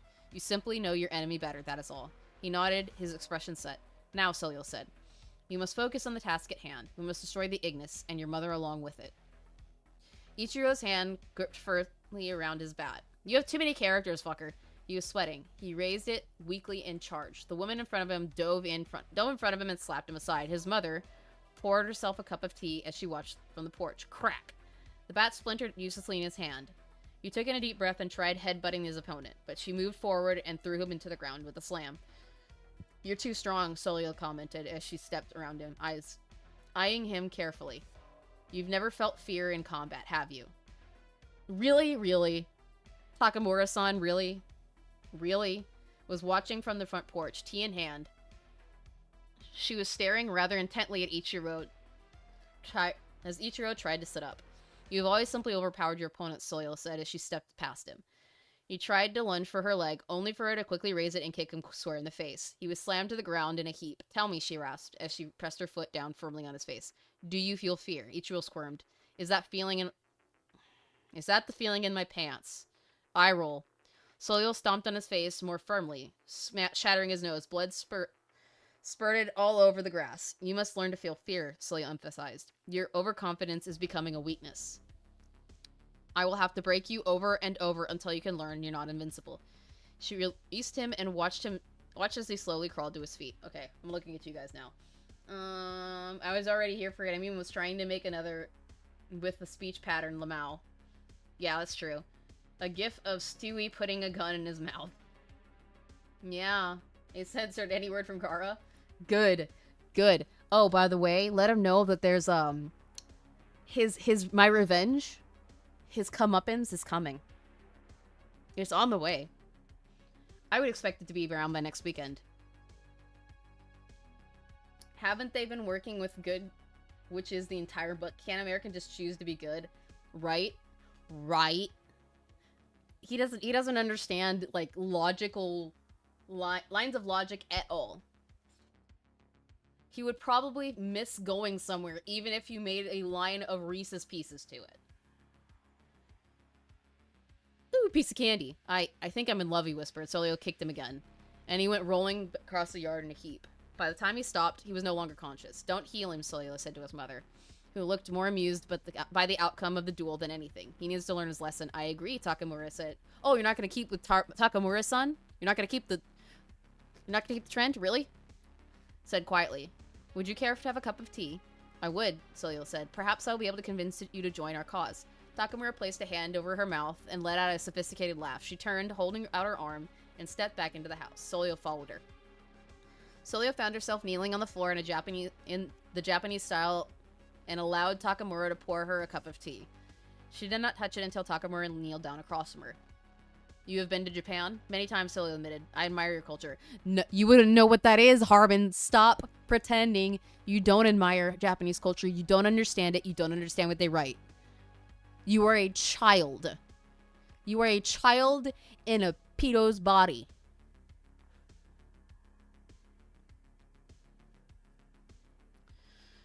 Ha, Takamura scoffed. Post-war Japan is a shell of its former self.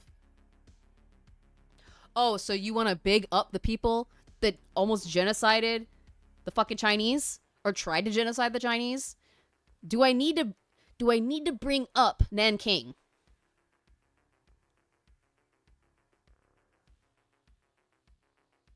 Do I need to?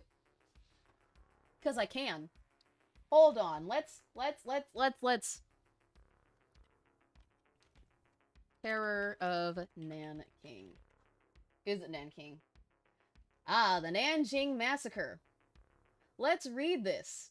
The Nanjing Massacre, or the Grape of Nanjing, was the mass murder of Chinese civilians, non-combatants, and surrendered prisoners of war, as well as widespread rape by the Imperial Japanese Army in Nanjing, the capital of the Republic of China, immediately after the Battle of Nanking and retreat of the National Revolutionary Army during the Second Sino-Japanese War.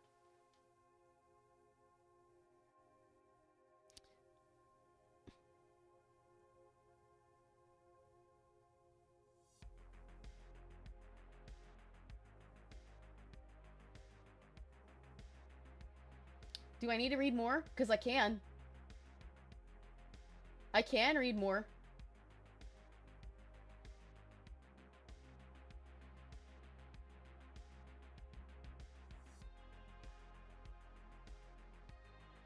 Harman, you don't understand their culture or their history whatsoever. Two Japanese officers infamously had a beheading competition to determine who was the better swordsman. Yup. That's one of the atrocities. Harman wouldn't know that, would he? It's official. He's a fucking idiot. Yeah, he is. He's an absolute fucking idiot.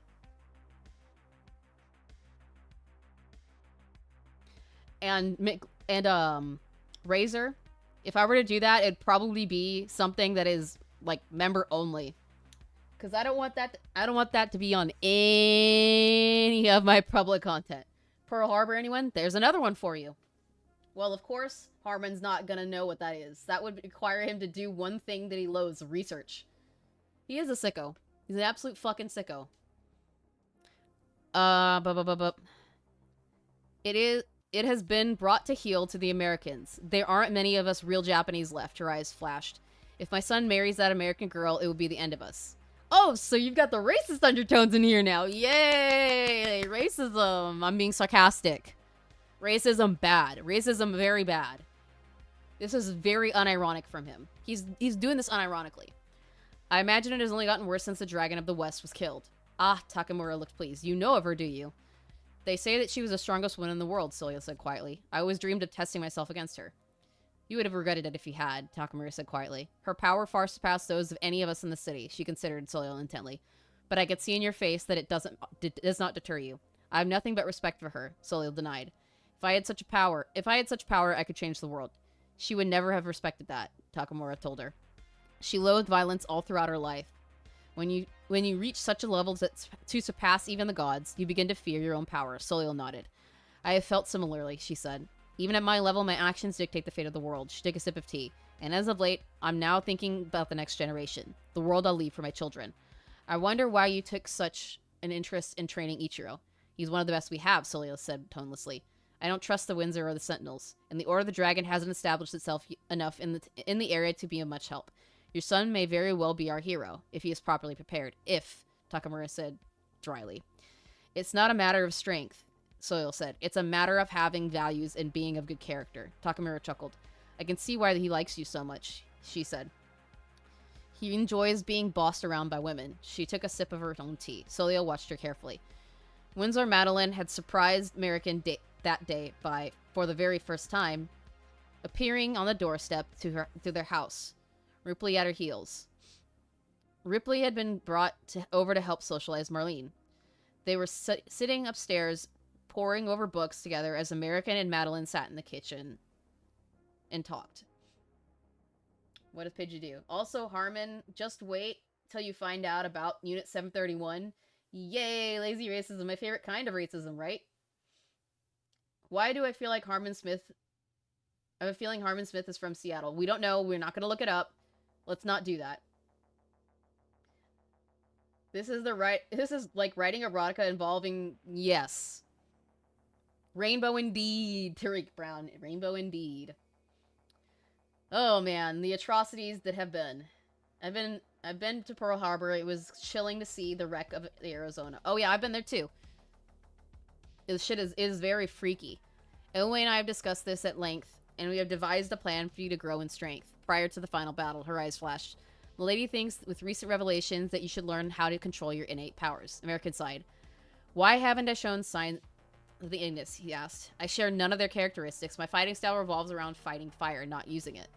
Ilme wants to take the time to go over your personal history with you, Madeline said.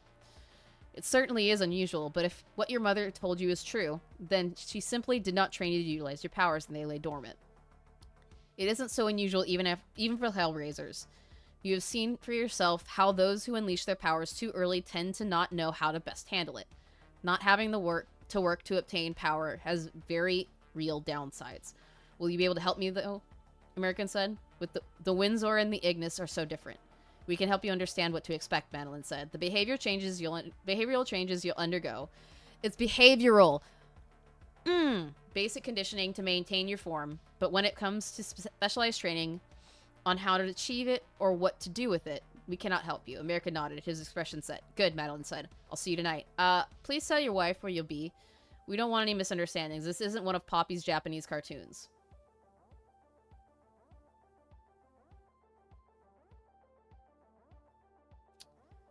I disavowed that, Pidge. I disavowed that on Dezo's part, too. We do not condone doxing of any kind. We do not condone trying to go after people IRL. We will not sink to that level. Celia Rosenbaum raised the tea to her lips and considered the man sitting opposite her. I'm going to fight, she said tonelessly. You can't stop me. I can, and I will, he said heavily. You're in no condition to fight. I'm in no condition to fight at my best, she repeated to him, her voice slow and considerate. But we do not have the luxury of waiting for me to fully recover. Then it is time for you to retire. Start a family with who? She asked. You? There was a very awkward pause. I feel my age, Celia said, her voice bitter. Even though my youth has been preserved, I know nothing of the modern world. How could I ever hope to be a good wife and mother? Why did you have to capitalize that? You'll find someone, Zachariah told her gently. Ha, Celia said tonelessly. That someone was you once. She stared down at the table. I'm a broken woman, she said quietly. I'll never be one whole again, never, Celia. Before he could comfort her, the door opened. Alyssa Coughlin walked in, yawning. Good morning, she said brightly. They both looked up at her, puzzled. It's 4 in the morning, Celia told her. I haven't even been to bed yet. Oh, good, Alyssa said brightly. You can help me work, but everyone else is still in bed, she said firmly. She stepped forward and grabbed her arm. Celia had no choice but to get to her feet. I need your opinion on our armory. What should we arm these girls with? But yes, that does need to be done, Zachariah said. A lot of these girls are using whatever the Windsor hand them. We need to start stockpiling our own weapons. They may need to go to battle at some point. Yes, you're right, of course, Celia said immediately. Lisa wrapped her arm around hers. This way, she said cordially. Zachariah watched them go, smiling to himself. We haven't had much of a chance to talk, Lisa said. Well, we've all been rather busy. Zane and I know each other pretty well, but I understand these are difficult circumstances, Celia said stiffly. I imagine you don't trust me. Not at all, Lisa said quickly. Zachariah has nothing but faith in you.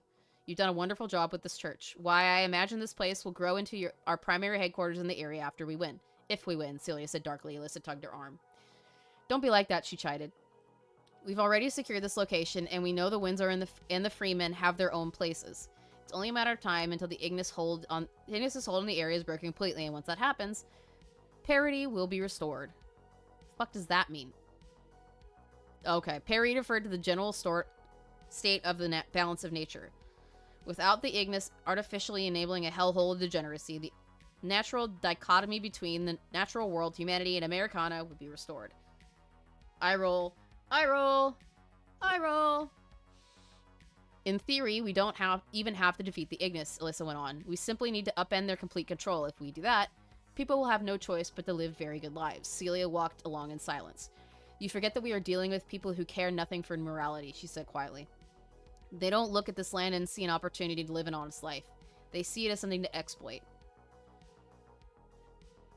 The Windsor know our enemy better than we do. I see no reason to doubt them on this matter. But if they're lying to us, though, Celia was shaking her head. You haven't confronted the Ignis yet, she said grimly. You underestimate their evil. They are capable of doing much more than you've yet seen. Her mind fell back to her time in the cryogenic chamber. She raised her hand to her mouth and looked away. She felt she might throw up. Alyssa tightened her grip on her arm. We can't let ourselves be led by around by the nose, but we can't... Oh my god. We can't let the Windsor lead us around by the nose, she said gently. We have to keep our minds open to every possibility. It may be possible that the Windsor are the bigger threat here. Careful, Celia said quietly, trying to regain control of herself. Anything you say may get back to them. Alyssa nodded to show she understood. But still, she said quietly.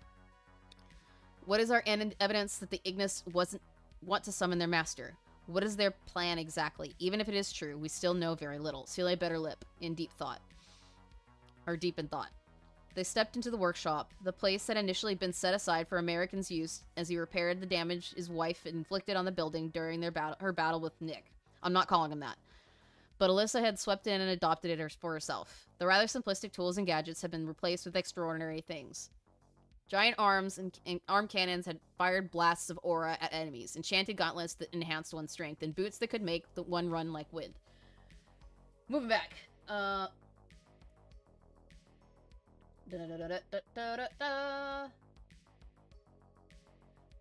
I do not... Yeah. What I love...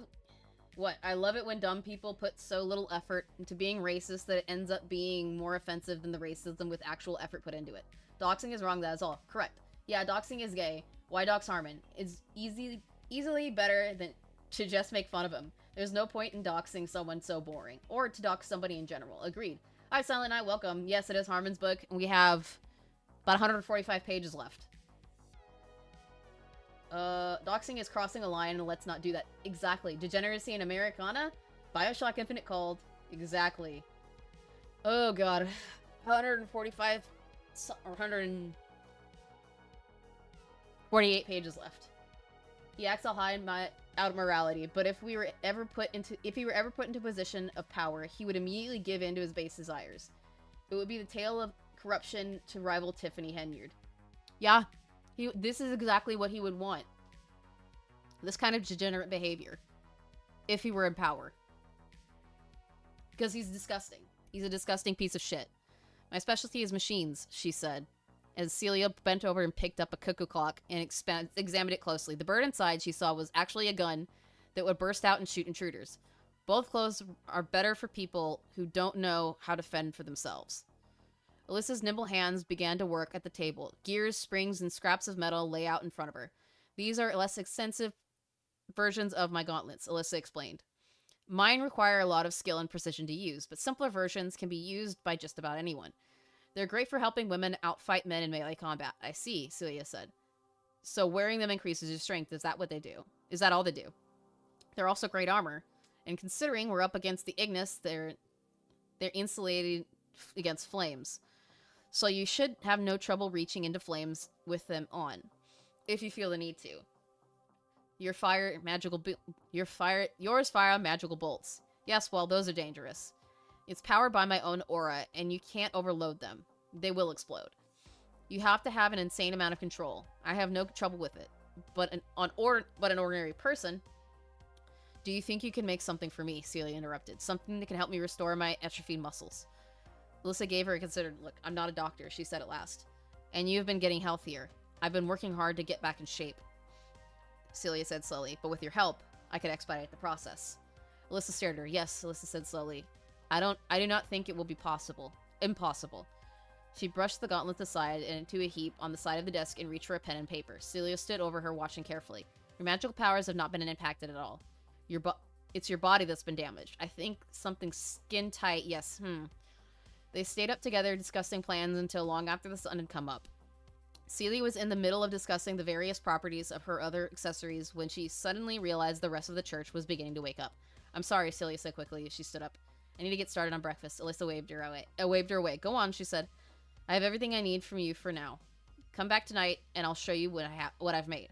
Celia gave her a smile and made her way back upstairs. Alyssa turned her head downward and continued her work. Celia returned home to find American already in the process of making dinner. She came up beside him and began to help. Ichiro's progressing well, she said quietly. His rate of growth astounds me. I was not a fraction as powerful at his age. America frowned at her. I met you around then. I thought you were unbelievable. You weren't as strong as you are now, Celia denied, shaking her head. I simply overwhelmed you, that's all. She lowered her knife and began to chop lettuce into little bits. By the time Ichiro is the age I am now, he'll have far surpassed me. I'm certain of it. Pause. He acts... Yeah, I got that one already. Sorry, I'm just disgusted. Yeah, we're all disgusted. Super fabulous secret powers. Now I want He-Man to sing What's Going On by 4 non-blondes. Yep. Good God. Ugh. You're just being humble. Surely you'll get stronger too. I will have a family by then, Celia said shortly and then smiled. American gathered up the vegetables into a bowl and carried it over to the table. It's weird hearing you talk about starting a family, he said. I always thought you would be going on crazy adventures forever. There are more important things, Celia said. Family and community. I didn't expect to fall in love with this place when you brought me here. We didn't expect to make so many friends. Yes, friends, Celia said, her voice slow and deliberate. I never had the chance to have any before. It's nice. American set the bowl down on the table and looked up. Marlene, dinner's ready. They could hear her patting down the stairs. She stepped through the door, smiling widely as Ripley followed behind awkwardly. Oh, Celia said as she looked at the other girl. I wasn't aware we had company. She's been helping Marlene learn how to read, American explained. We're reading Watership Down. That's the book you... Oh, you're such an edgy boy. Oh, you're so edgy. Oh, I'll have to if goals are met, Razor Ultron. If goals are met, I will have to. Like I said, there's a $1,000 goal. I'll have to read a fanfic. If we hit 3,000, I have to read Harman's book. That's just how it be. I'm doing what I have to. This book is not made for kids. That book is not made for kids. No, it's not. It's fucking not. That's why I'm saying he's an edgy boy. But like I was saying, I'm willing to put myself through hell to sock some money away for a good trip with the hubby in October. That's why I'm doing this. I'm doing it. The pain is worth it. It is. Don't reference better media in your piece of shit, right? Where was I at?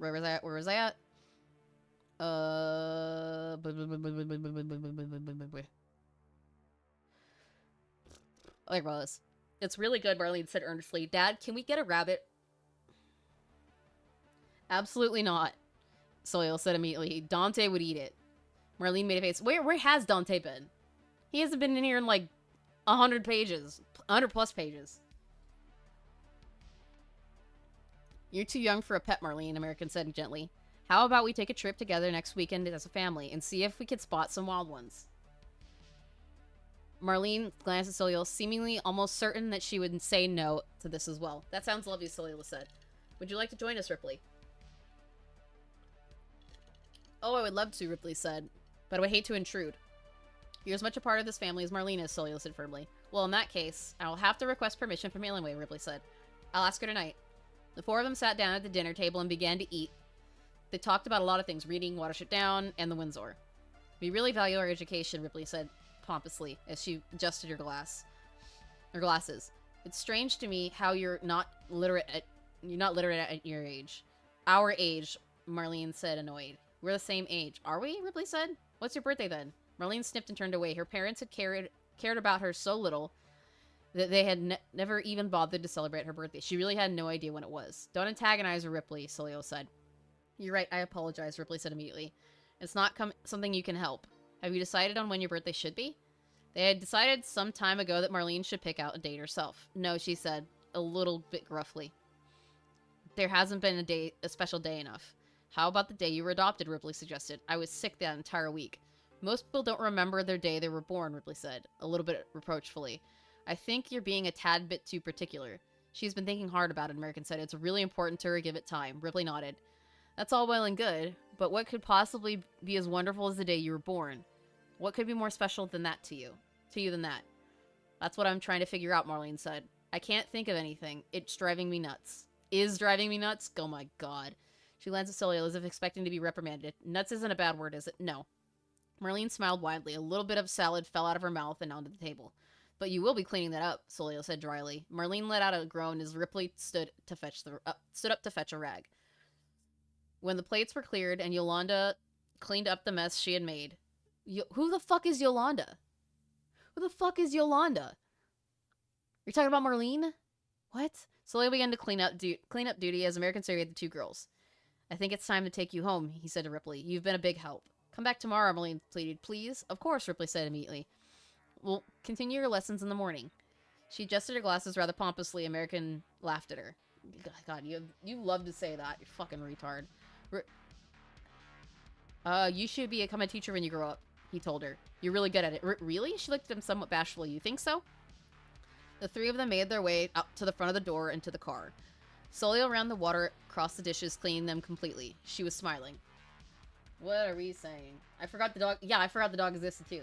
Harman, I loathe you, not for your bigotry, sexism, general grossness, laziness, or your fanboy BS. I loathe you for making Twilight look palatable with your horrible writing skills. How very dare you. I agree. Is Dante a hellhound in this book? Yes, Dante's the hellhound. Ripley, don't bring Ellen into this. Who are you people? Right? Right, Paige? Right? Ugh. I would gesture that Google Docies, reading really bad Google Docies, is more entertaining than reading this. American pulled the car to the church to find Illinois up waiting for them. There you are, she said. I was just getting worried. Ripley hopped out of the car and curtsied. We had a lot of fun today, Illinois, Marlene told her from the back seat. Illinois smiled at her as she took Ripley's hand. I'm happy to hear it, she said softly. Have you eaten? Would you like to come inside? Marlene was about to accept, but America cut her off. We've just eaten, Marlene. But I'm still hungry, she whined. You're still adjusting to your new diet, America told her. You mustn't overeat. Marlene pouted. It's difficult being a parent, isn't it? Illinois said mildly. It is, American agreed. But we're handling it well, Soliel and I mean. Speaking of Soliel, Illinois said, have you spoken to her about your ascetic training yet? I don't know what that word means, but I don't care. I doubt she'll take kindly to you spending so much time with us. She has a problem with me honing my Ignis nature, American admitted. She thinks it'll do my soul or something. She isn't wrong, Illinois said. If handled properly, you will lose your humanity. It won't be handled improperly. It won't be easy. Why is it okay for you to transform but not me, Marlene asked suddenly. It's not okay, American told her gently. This is a very bad thing for me. But I have to do it to beat our enemies. He turned back to Illinois. When do I begin? Tomorrow, she said. Madeline will see you at the shelter. Do not keep her waiting. I won't. Illinois turned, tugging Ripley along by the hand. Say goodbye to your friend, Ripley. Bye-bye, Marlene said, beating her to it. I'll see you tomorrow. Indeed, Ripley responded. Goodbye. The two walked away from their car. We're both learning new things, Marlene said immediately as they set off down the road. It's like you're growing up, same as me. Yes, I suppose we are. Annie found herself carrying a large basket into the hills that day. It was filled with fruits and sandwiches. I feel like Little Red Riding Hood, she told Oakley. He let out a bark of a laugh. Does that make me the big bad wolf? Sure, if you want, Annie allowed. But I suppose that means that people we're delivering the goodies to are the antagonists of the story. Or maybe the story is about the journey, not the destination. Annie was about to respond, but an intense burst of wind shot out from the trees towards her. Being a witch aligned with the Windsor, that did not particularly surprise or bother her. Her short brown hair was blasted back, and she let out a laugh. Madeline's going nuts, huh? Ugh.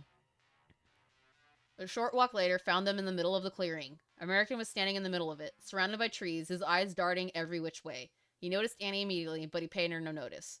He's working hard, isn't he? Annie said idly, as she sat down against a tree, setting the basket down next to her. Oakley loyally sat down next to her. She curled her bare toes in the dirt, enjoying the feel of the earth. Another intense blast of wind shot up behind the trees. American let out a scream as he charged towards it, digging his feet into the ground. He struggled vainly against it, fighting with all of his might, before being thrown off his feet and through the air. He slammed into the tree right next to him and slid to the ground. I brought lunch, Annie said, as American sat up, rubbing his face. Thanks, he said, grimacing, but I need to do this. Madeline appeared out of nowhere from the trees behind them. No, you need to take a break, she said sternly. Rest is an important part of training. And so is food, Annie said jovially. Look, I cooked today. She handed them a sandwich. Annie chose not to eat herself, as she and Oakley had eaten before they left the women's shelter. She found herself being the driving force of conversation, though. How's training going? She asked. Not well, American admitted. My powers are repressed. No shit. He held out his empty hand and clenched it into a fist. My nature runs contrary to Ignis ideology, he said. I'm not inherently a selfish person, so... A burst of energy shot out of his fist. It was rather warm, but it wasn't true hellfire. You may be too old to transform, Annie said. Plenty of people have demon ancestry and never managed to use it. It's a skill you're meant to develop over a lifetime. She shrugged her shoulders. Even I have never managed it. Because you keep cutting class, Annie, Madeline said, somewhat sharply. Annie smiled ruefully and scratched her cheek. Well, you know, she wiggled her toes. I kind of enjoy not messing up my feet, thanks. You're a gunfighter, aren't you? American said. How good of a shot are you? Oakley? The dog stood up. He reached into the ether and pulled out 10 paper-thin targets. Annie took them and threw them into the air. They shot off in all different directions, covering the entire clearing. She wrapped the napkin around her eyes and turned away as she drew a handgun and aimed it with one hand. Bang, bang, bang. She shot exactly 3 times. The shots soared to midair, hitting 3 targets each before each of them converged to slam into the final target at once. Whoa, American said, impressed. Annie grinned and undid the bandana. I thought it was a napkin. Thought it was a napkin, not a bandana, dumbass. That was amazing. Thanks, Annie said, grinning as Oakley took the gun from her and placed it back in the ether. I do it by manipulating the air resistance. By controlling the air, I can manipulate the bullet's trajectory. It's an amusing skill she's cultivated, but not one that's much use to us, Madeline said. At our level, our auras push away bullets. I don't think so. I don't think so at all, American said. If I could do that, that would really increase my chances. Are you asking me to mentor you? Annie said, asked bemused. She placed a finger on her cheek and considered him. Well, I don't like the idea of teaching someone outside of the coven, but I like a guy who likes guns, so okay. Madeline fell silent, scowling silently. We already know she's being silent, dumbass. You already are a good natural shot, Annie continued. All you need is mastery of the winds. The easy way to do that is to become one of us, but that isn't possible because we don't accept men. Even if I don't become as good as you are, I'll take anything I can get. Excellent, Annie said. I'll see you tomorrow then. She winked and stood up. She twisted her bare feet in the ground and stretched her chest and arms. American was watching her go when Madeline spoke to him again. Are you ready? American nodded and got to his feet. He winced in pain at the pain his body was still in, but he regained his composure. Yes. Madeline watched him carefully and then nodded. Very well again. Okay, I'm done with that for now. Also, I just realized that my previous chats didn't go through. I didn't see them, no. I'd rather watch Jar's most recent response video. That's how bad this is. At least Jar is hilarious with how autistically dumb he is. This is just dull, sludgy, illegible gruel. You're right. I mean, Harman is a neo-Nazi confirmed. Yes, I did predict it. I mentioned it in Gara's stream a couple weeks ago. Because I knew it was coming. I can tell. I can see the patterns. Fuck. And what's worse is even after this, I have to do react streams to Harman stuff. Yay. Yay. At least 2 hours of it. And you guys can torture me to watch more. Which I'm sure you will. Your husband has been spending a lot of time with the Windsor witches lately, Soleil. Yes, I'm aware. Aren't you concerned your husband's spending time with such cute girls? I'm not threatened, Soleil lied, as she brought the knife down to the table. It cut the cutting board in half. Charlotte giggled. You never could lie to me, you know, she said gently. She folded her hands in front of her and watched Soleil closely. I know you too well for that. Soleil didn't respond. You're worried that he'll be upset with you if you express how much you hate working with the Noctis, Charlotte said. You're allowing love to cloud your judgment, and it's bothering you. Stop it, Soleil said. Charlotte's smile widened. I know you, Soleil, she said quietly. You haven't changed at all. The door opened, and Celia Rosenbaum walked inside. Oh, hello, Soleil, she said, surprised. I didn't know you had come by, she frowned. You're not cooking for us, are you? Charlotte's on cooking duty. You don't want me to cook. You don't want her to cook. Celia looked taken back by this. I don't think it's fair to tell the others, she said. But I'll let it slide this time, just because Soleil has volunteered. Thank you, Soleil said. You have just dodged a bullet. She brought the knife down again. Celia cast a glance at Charlotte, whose expression was unreadable. And where is Goneril, she asked, a little bit exasperated. You aren't just letting her wander around on her own again, are you? She promised me that she wouldn't cause any problems, Celia spluttered. And you believed her? Charlotte's eyes sparkled. Celia scowled at her. You've been more trouble than you're worth, she said. We had Goneril perfectly under control before you came here, and now you had her locked in a basement, Charlotte said dismissively. Solia was the only reason she was as restrained as she was. We need to focus elsewhere, Celia said quickly, changing the subject. Solia, how is American progressing? Has he spoken to you about it? Celia wrinkled her lips. I don't approve, she said. The Windsor are up to something. I'm sure of it. Of course they are, Charlotte said. They want to build a safe, secure society, same as us. Soleil turned around and gave her a hard look. Your hatred of the Noctis has always confused me, Charlotte said. The skeleton of our society has always been a construct of Noctis values. Leaders like Amaris, you have done far more for humanity than any of our leaders have. Soleil took a deep breath and tried to relax. This is not the time and place for the old argument, she said. I agree, Charlotte said, nodding. But you must understand what that means. That the Windsor are our allies. Not the fair-weathered friends that you believe them to be. Celia wasn't sure what to make of this conversation. You sound as if you're defending the monsters that would enslave humanity. I'm treating them like people, Charlotte clarified. She stood up. We must accept humanity's place in the world, she said. Our position is as the apex species on this planet will be short-lived. You speak of the rapture, Celia said, the end of the world. Nothing so blight as that, Charlotte said. I'm not so ignorant to believe that this planet's future revolves around humanity. We are simply the new gods of this planet, nothing more. Celia looked almost affronted.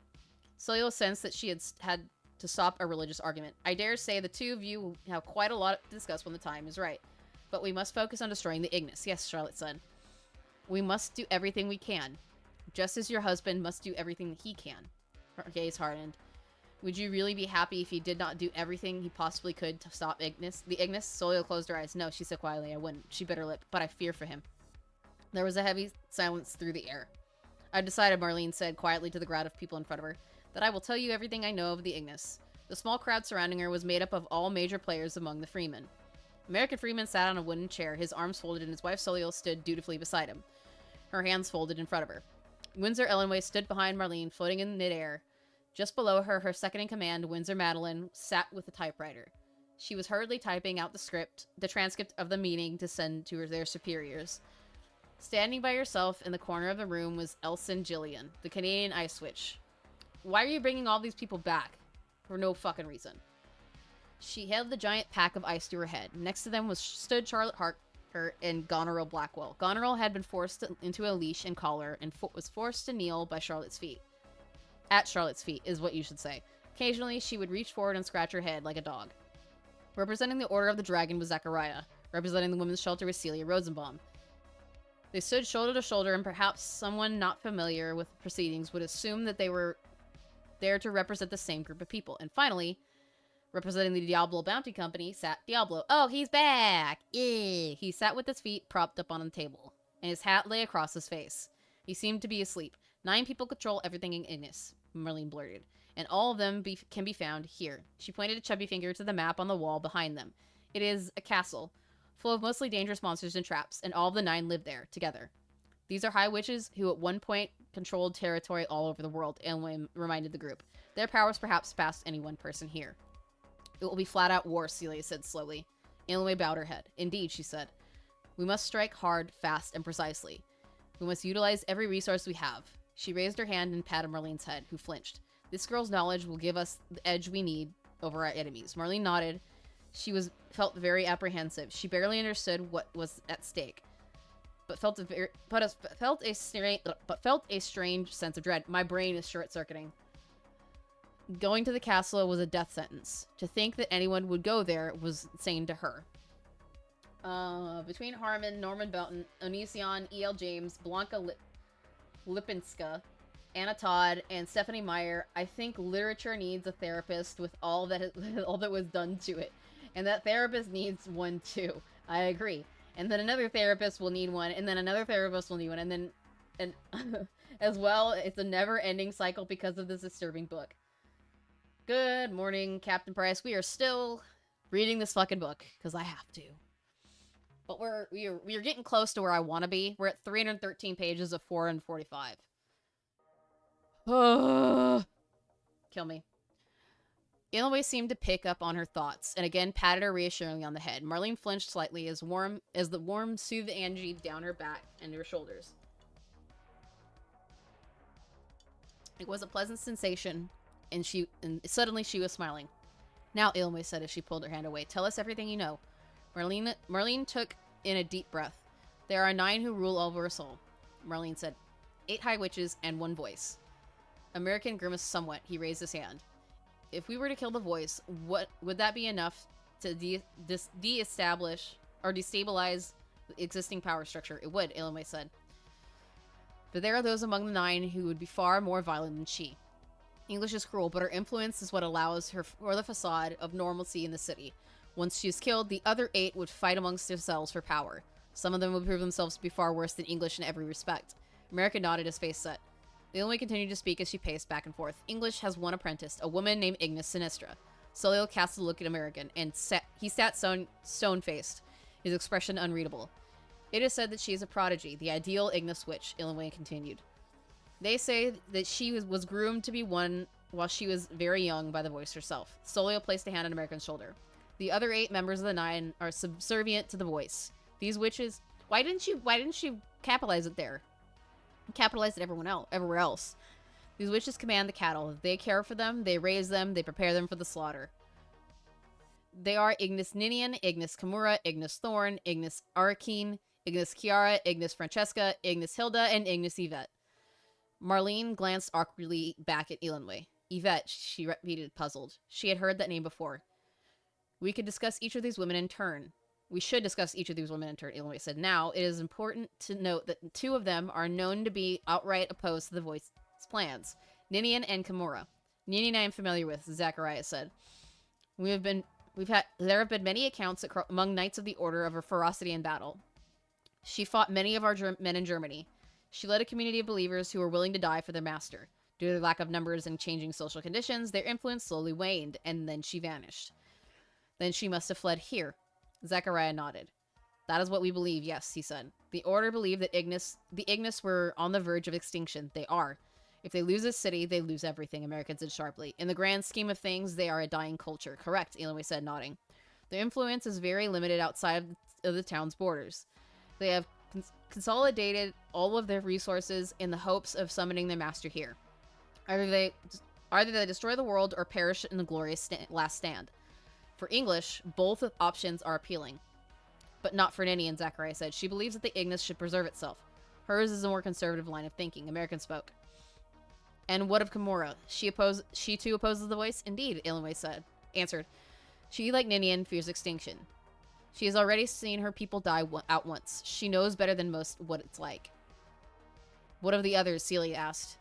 Do you have any knowledge of them? Arkeen. Of them all, Arkeen. The group turned to see Jillian push herself off the wall. She's the one responsible for this religion's unusual climate. Are you sure about this? Jillian nodded.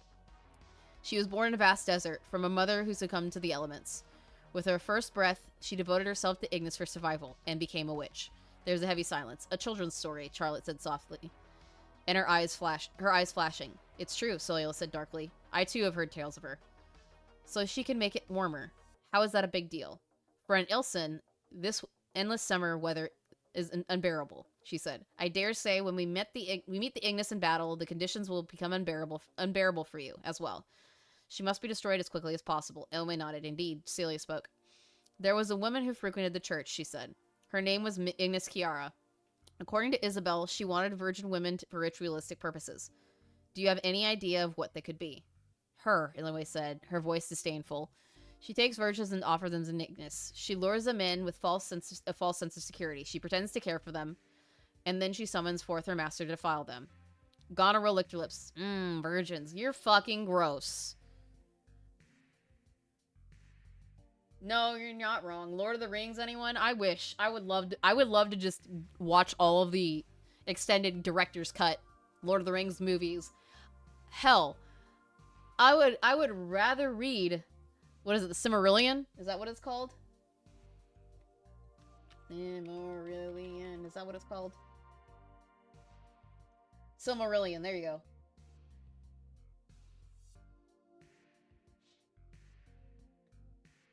I would rather read that with all its confusingness.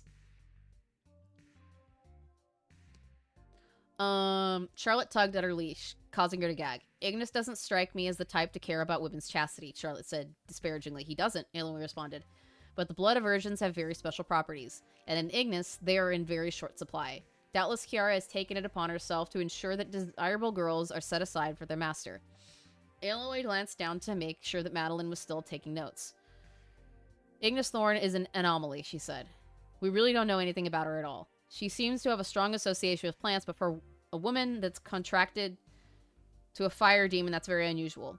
We think she might not be completely human, perhaps some dryad or forest nymph ancestry.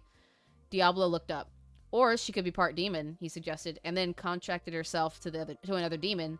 That can happen, perhaps, Illume said. Regardless of what she is, though, she is extraordinarily dangerous. They all are.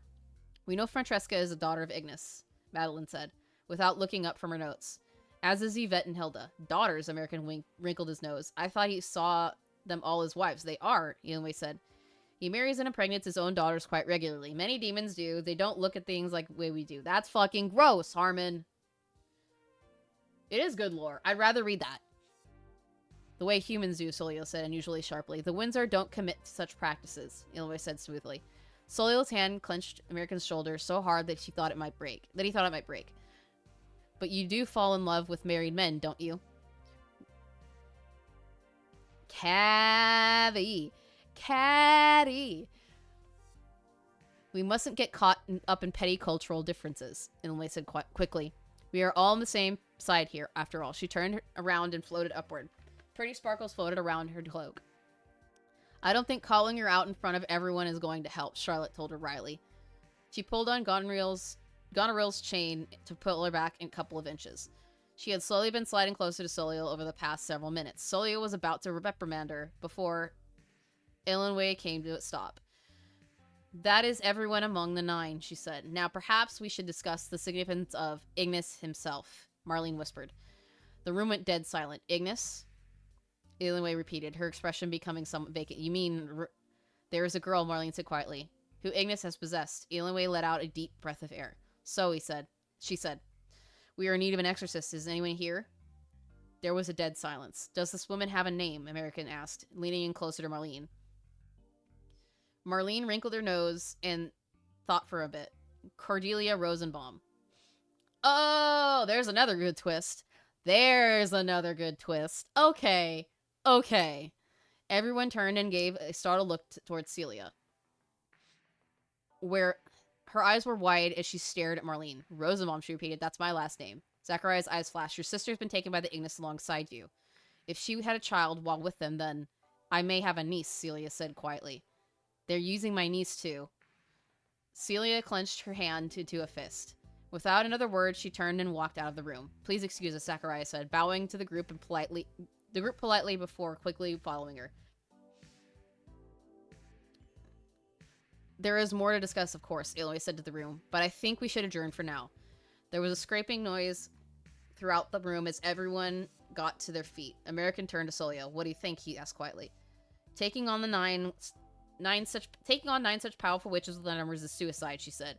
And those are just the ones we know about. Who knows what else could be lurking in that castle? Soliel's always been kind of a cynic, Charlotte told him as she wandered over. Stand, Goneril, she commanded, tugging on the leash, and Goneril got up off her hands and knees and stood. I think we have a very good chance, says the woman who will be watching the battle from afar, Soliel said snidely. We must all play to our strengths, Charlotte said airily. Without me, Goneril wouldn't be joining you at all. You'll be fighting with us, Goneril? American asked. Anywhere's better than here, Goneril said gloomily. She let out a yelp as Charlotte tugged on her collar. Diablo approached them. Charlotte, right? He said. We have better odds than they do if we stop Ignis from being summoned. We don't necessarily have to take the castle. Yes, but surely any one of the 9 have the ability to perform necessary steps to perform the summoning, Eloy said as she floated over to them. Remember, it is essential that we destroy every single one of them. American and Soliel bid their goodbyes to their friends as they left, arm in arm. How's Ichiro doing? American said quietly as they headed back to the car. He's nowhere near his peak, she said slowly. If the situation wasn't so dire, I would never send him into combat. American grinned at her. We were younger than he is now when we started. Soliel turned a bright shade of red. You're right, of course, she said quietly. It's just, he's the first person I've ever trained and it feels nice. I never thought I would be a teacher. You once told me that you imagined that you could never be a wife and a mother. American told her gently. She nodded. Yes, I did, she said. I suppose I've grown up. She glanced toward American. We both have. They stopped right in front of the car and turned to face each other. Soliel chewed her lip and stared at him thoughtfully. When this is over, she said slowly, let's spend a lot of time together, alright? Gay! Illinois glanced upward at the sky. It's time, she said quietly. The eclipse won't be for another 4 years, Battleland said. Why are they doing it now? If they wait any longer, we'll pick them off one by one, Illinois said. Their most loyal followers are collapsing. They stared at each other in the dark. They stared together at the darkened sky. We have no choice, Illinois said heavily. The raid must begin now. I'll call Minerva, Melon said. No. Please do, Illinois said. And once she is done, have her warn the outside world. Indianapolis should do. The cattle should know that something is wrong. The instant they feel threatened, that is when their wrath will descend upon this small town. Her lips curled into a twisted smile. If only they had joined us sooner. All this could have been avoided. Madeline said nothing. She simply bowed her head and stepped away. Illinois stood on the top of the little church, staring out over the red sky. Thunderclouds began to roll out and covered the sky and the city in darkness. Oh, hated Ignis, she said. An explosion of thunder rocked from the sky, and her voice reverberated through the entire land. Your time is nigh. Repent thy sins and prepare to face the Lord. for you will be meeting him very soon. The police station was bustling with activity. The cops, who had spent the past several weeks preparing for war against American freemen, suddenly found themselves staring up at the sky, slack-jawed. Many of them had never seen Windsor Illinois in person. To them, she may as well be the god she spoke of. Yeah, what are we doing now? What are we looking at now? So far, no Necronomicon reference in this book. Harman Smith believes in purity culture. Pass it on. Jesus fucking Christ, Harman. Korn doesn't care where the blood comes from. No, he doesn't. Blood for the blood gods and skulls for the skull throne. Please no Cthulhu in this book. Only if they join us sooner. I wonder what that could mean. I guess we'll find out soon. Because we've got another 24 pages or so to go through. The Ignis courthouse was a different matter. The judge, German Karma,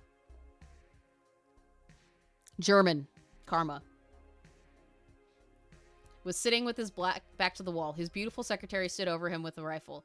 Chris Crease, the most dangerous cop among the Ignis, was standing before him. The judge, who had spent his 86 years presiding over all the evils in Ignis, bent his head. If we do meet God, we will kill him, he rasped. In the Church of Ignis, worshippers gathered to learn how to best commit evil in the world.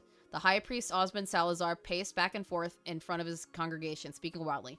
The High Witch Windsor Illinois has spoken, he declared. He brought forth his staff and a great flaming serpent. She seeks to destroy our very way of life, to serve her own master and the Christian God. The eyes behind the mask glinted with an evil flame. To protect our absolute freedom, they must all be destroyed. The High Witch of Indiana, Ignis Romana, stood staring up at the cloudy sky with a steely gaze. Nothing will stop what is coming, she breathed. Freedom or death. Is this what you wanted, English?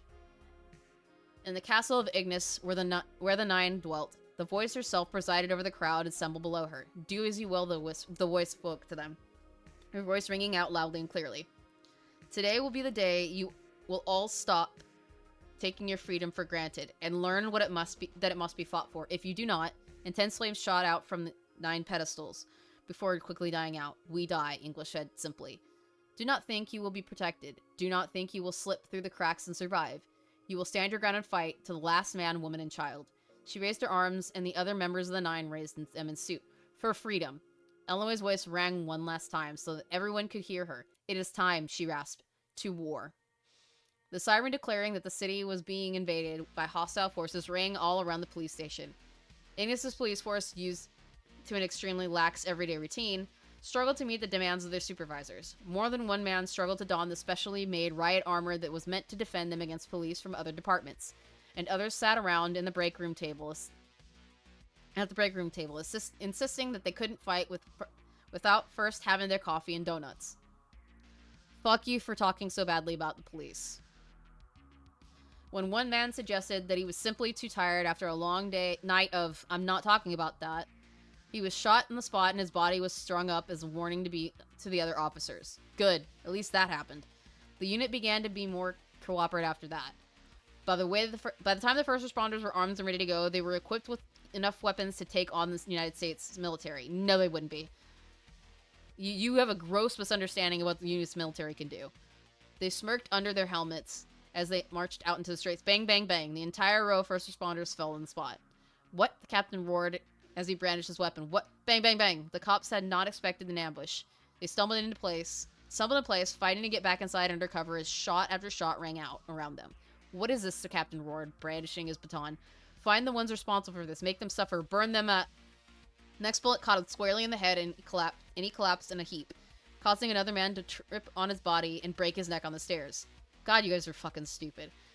Some distance away, the women of the women's shelter stood under cover, rifles raised. There was a grim expression of determination on each face. Many of them had been victims of the police's cruelty.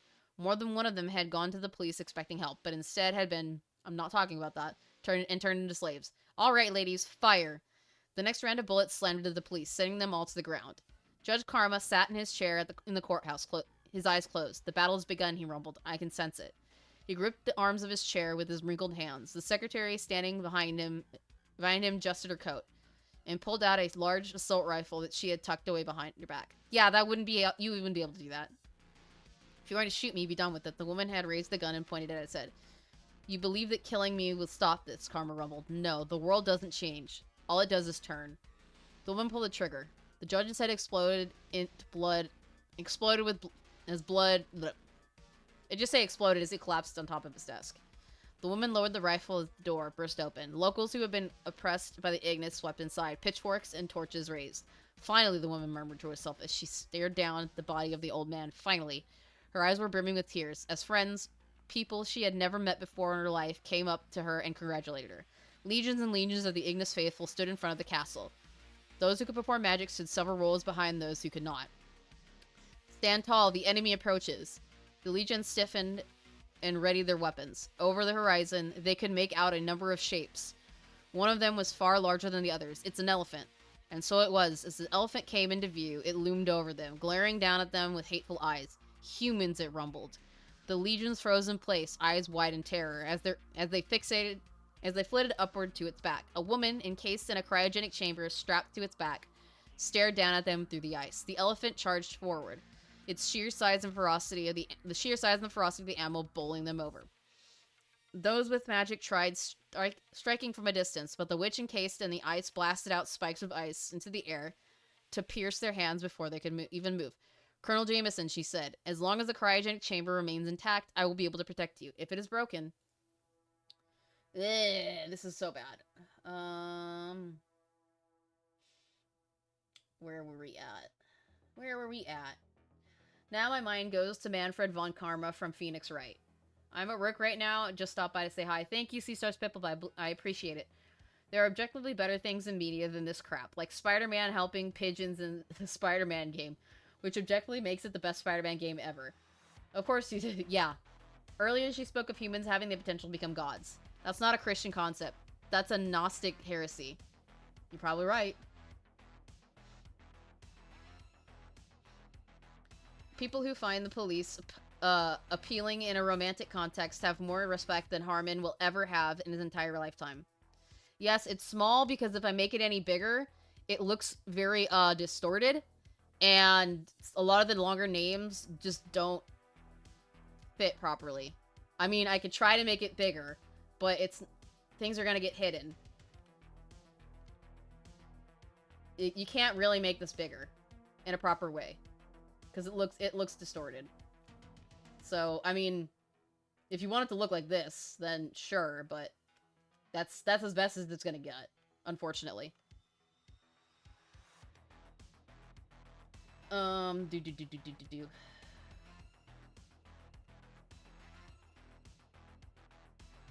Yeah, that's as I can make it. It looks distorted to me. I don't know what it looks like to you guys, but there. That's as big as it's gonna be made.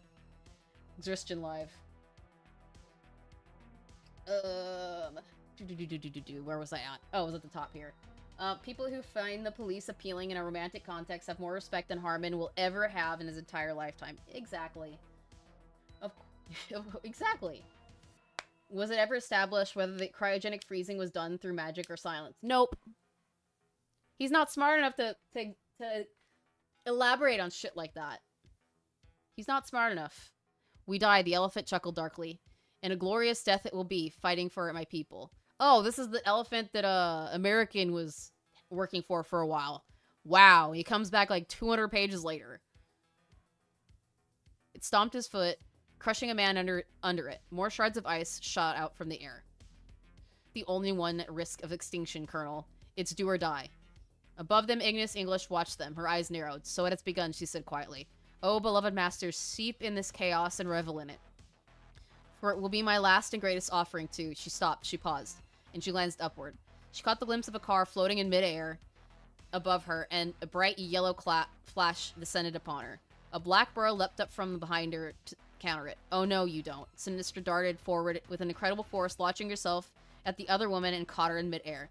Soliel reeled backwards, tumbling over the side of the building as Sinistra snarled, the force of her flames propelling them to spin around in midair. They fell to the battlements below, fighting and clawing at each other. The car soared downward. "Hey, Mom," American said pleasantly. "Greetings," English said idly. "Your wife just tried to kill me." "Just tired to kill me?" "God, you're fucking stupid." American raised his gun and shot at her. She tilted her neck to the side and avoided it. You've grown some steel, she said approvingly. But it won't work. She began to sink downward into the floor of the castle.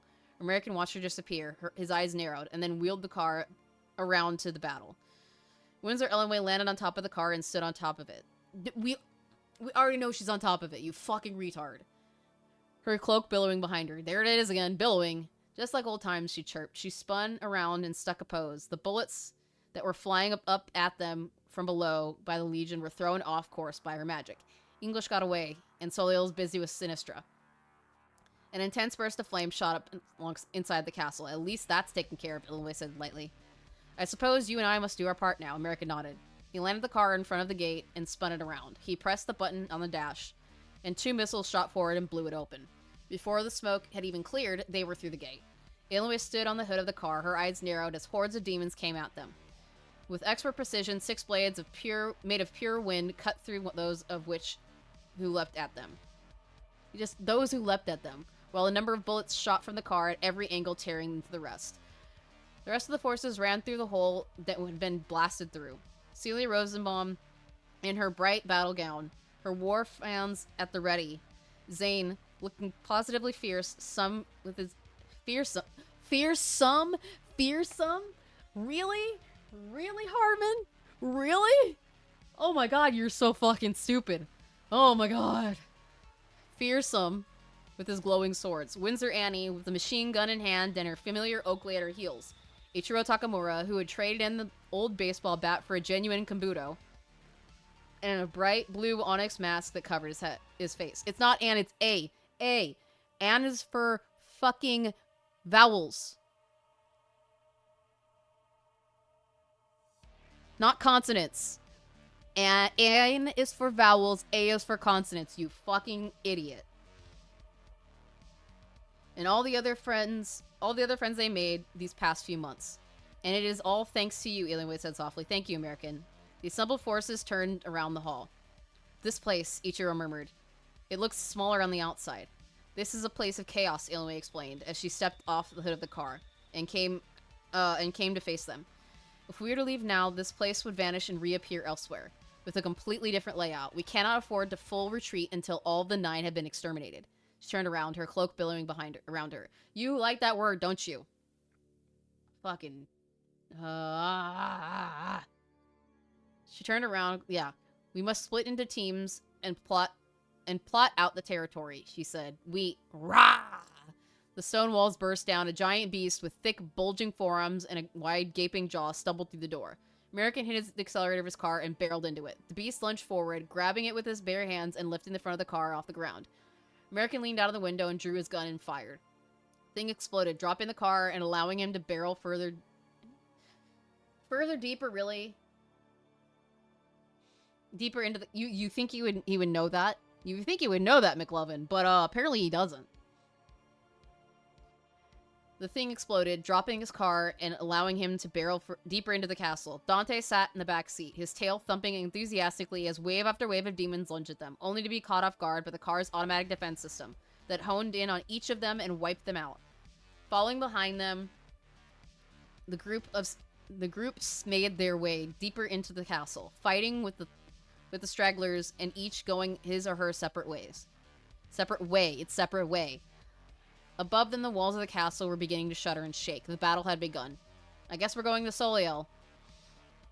I guess this is how he's, moving and dispersing the different viewpoints. Why would you change now? I don't know. The 2 of them tumbled through the air. Sinister snarled at her as the flames spurting from her spun them around and round in the midair.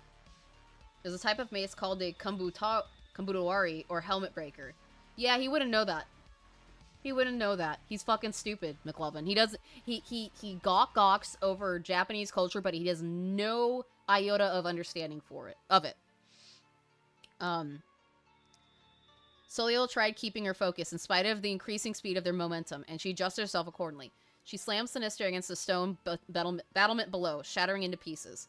But the break in momentum gave her enemy enough time to swing her leg around and knee her in the stomach. The blow likely could have shattered Diamond, but Soliel did not flinch. You'd think if he'd have given him a boken or a wooden sword, yeah, right? That would have been even better, but no, he's stupid. What are you? Sinistra rasped at her. She thrust her legs outward, and intense flames sprouted from them. She shot Bam back towards the castle and slammed her into the wall. The wall shattered, falling to pieces around them. Soliel found their footing and grappled with her, pushing back against the force of her flames. They glared at each other. Do you think you're better than me? Sinistra asked. My husband does, Soliel said quietly. Sinistra let out a scream of rage, and the flames intensified. Soliel expertly stepped aside, allowing Sinistra to be thrown off balance before throwing her to the ground. Ack! The instant Sinistra hit the ground, she was already spinning to her feet. The flames shooting out of her body kept her on balance and on the offensive. She landed on a single foot and angled the blast of the flames, spinning around in a wide circle and tried to clobber Soliel's head with a vicious kick. Soliel blocked the strike, stopping her dead in her tracks, and threw herself at her. Sinistra had to stop herself from screaming in pain as Soliel's fist connected squarely with her face, sending her slamming to the floor. The flames from her body erupted. They fired off in all directions, trying to get her away from her attacker as Soliel raised her fist for another punch. Sinistra was being restrained so thoroughly that she had no other choice but to adjust all of her fire towards Soliel to try to get her off. As Sinistra had feared, her flames rolled off of Soliel's skin like water. Your enemy had hardened her body beyond human limits, and mere flame would not stop her from what was about to happen. Crack! Sinistra felt her skull split open. The blow was so hard that it shattered the solid stone floor beneath them and again sent them tumbling downward. Sinistra triggered the flames jets again, and through the haze of the pain in her head, she realized something. I have the advantage over her in the air. Grimacing, she tried to stop their downfall. Soliel, however, noticed her shift in position, attacked her opening. Sinistra giggled, spitting fire out of her mouth, catching Soliel straight in the face. A lock of Soliel's hair fell out of place. God, good, she isn't invincible. Oh, wow, you know how to do fucking Intellices now? You know how to use that now? God, fucking hate you so much. She increased the force of her jets, changing direction sharply. Soliel was dragged through the air, grimacing. Sinistra darted all through the air, trying to throw her off balance. Soliel tightened her grip more strongly around Sinistra's sleeve. A stroke of inspiration hit her, and she burned it away with her jet.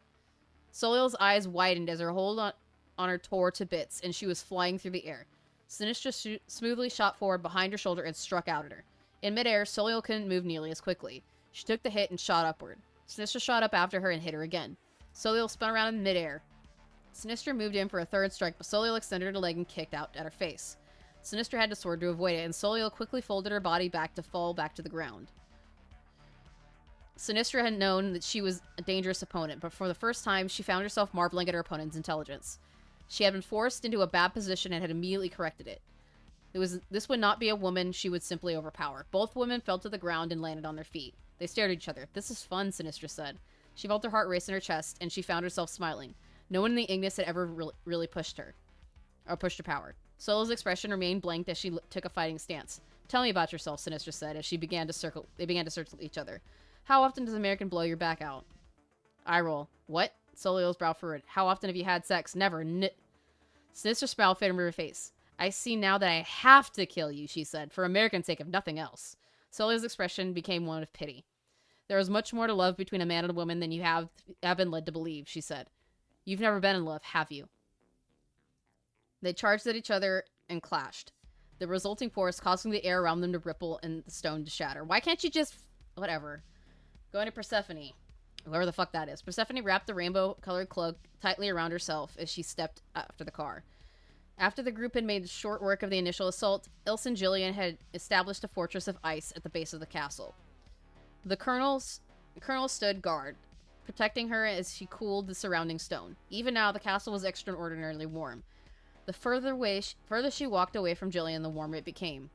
I barely noticed it, Diablo told her, as she let out a large drag on a cigar. Neither, I'm sure, does American.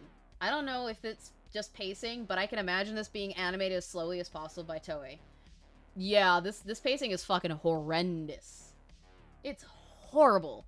It's so beyond bad. I barely noticed it, Diablo told her, as she let out a large drag on the cigar. I already did that. Good for you both then, Persephone said. Privately, she wondered whether or not she should have simply stayed with Jillian.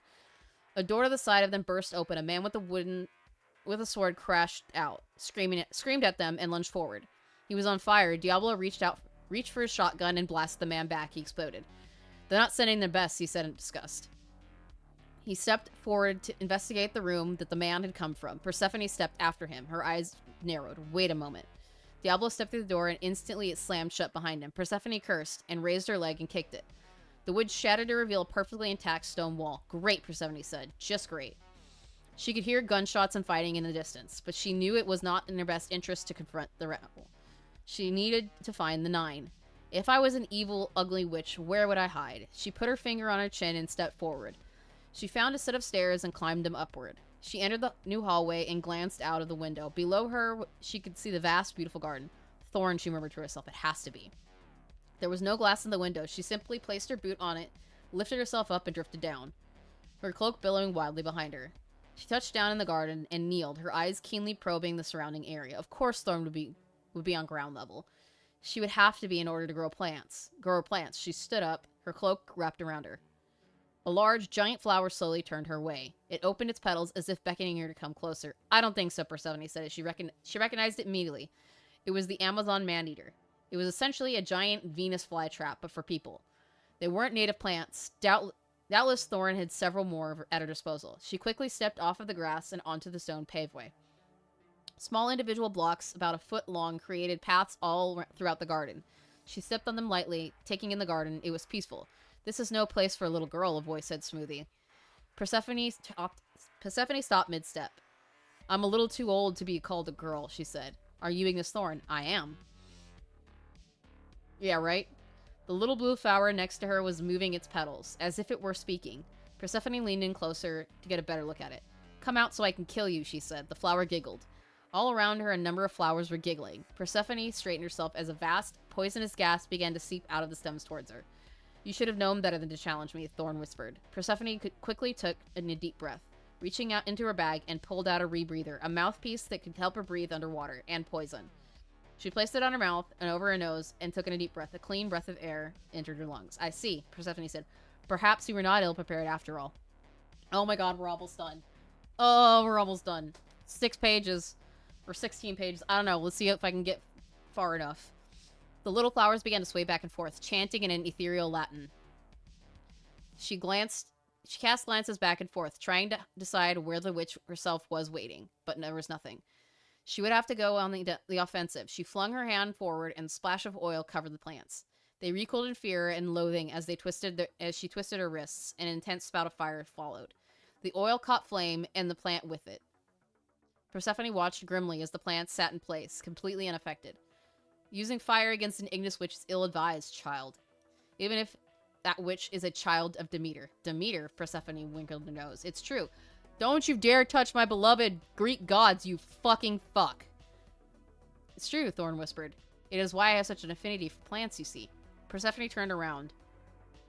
The Amazon man-eater had its petals wide open. The ground below it was shifting. It was coming straight for her. Persephone glowered at it.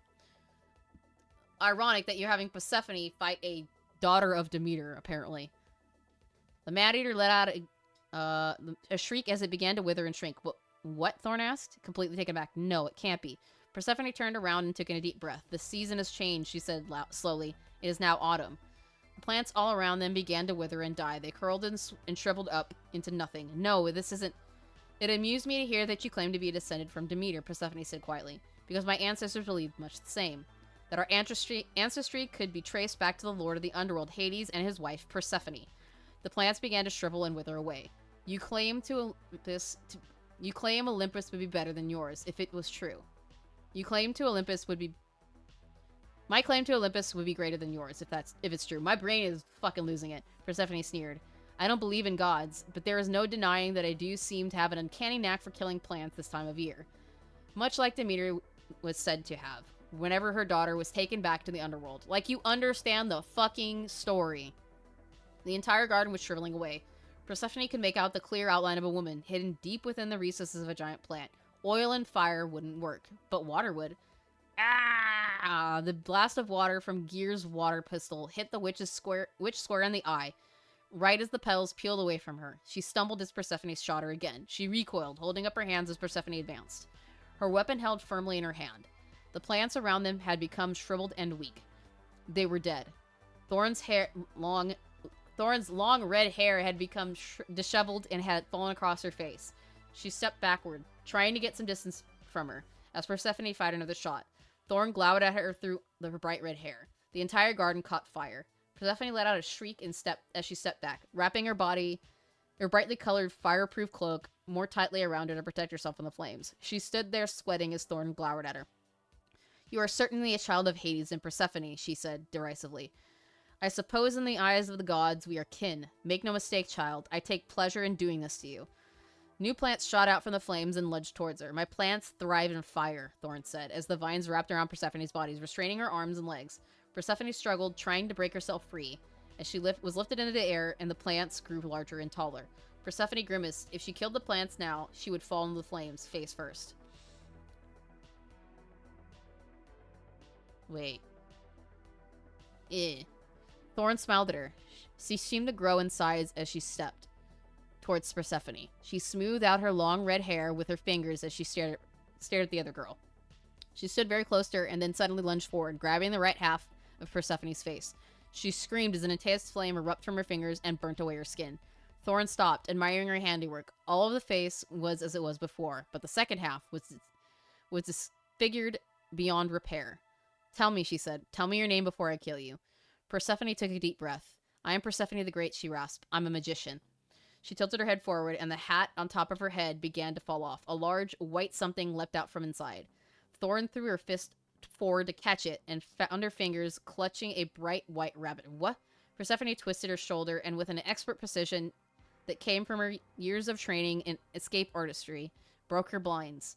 She lunged forward, bright white knife in hand, and stabbed Thorn right in the neck. The flames died almost instantly.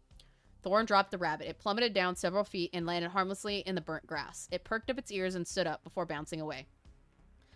Thorn struggled vainly, her fingers trying to claw at Persephone's eyes as her body slowly went limp.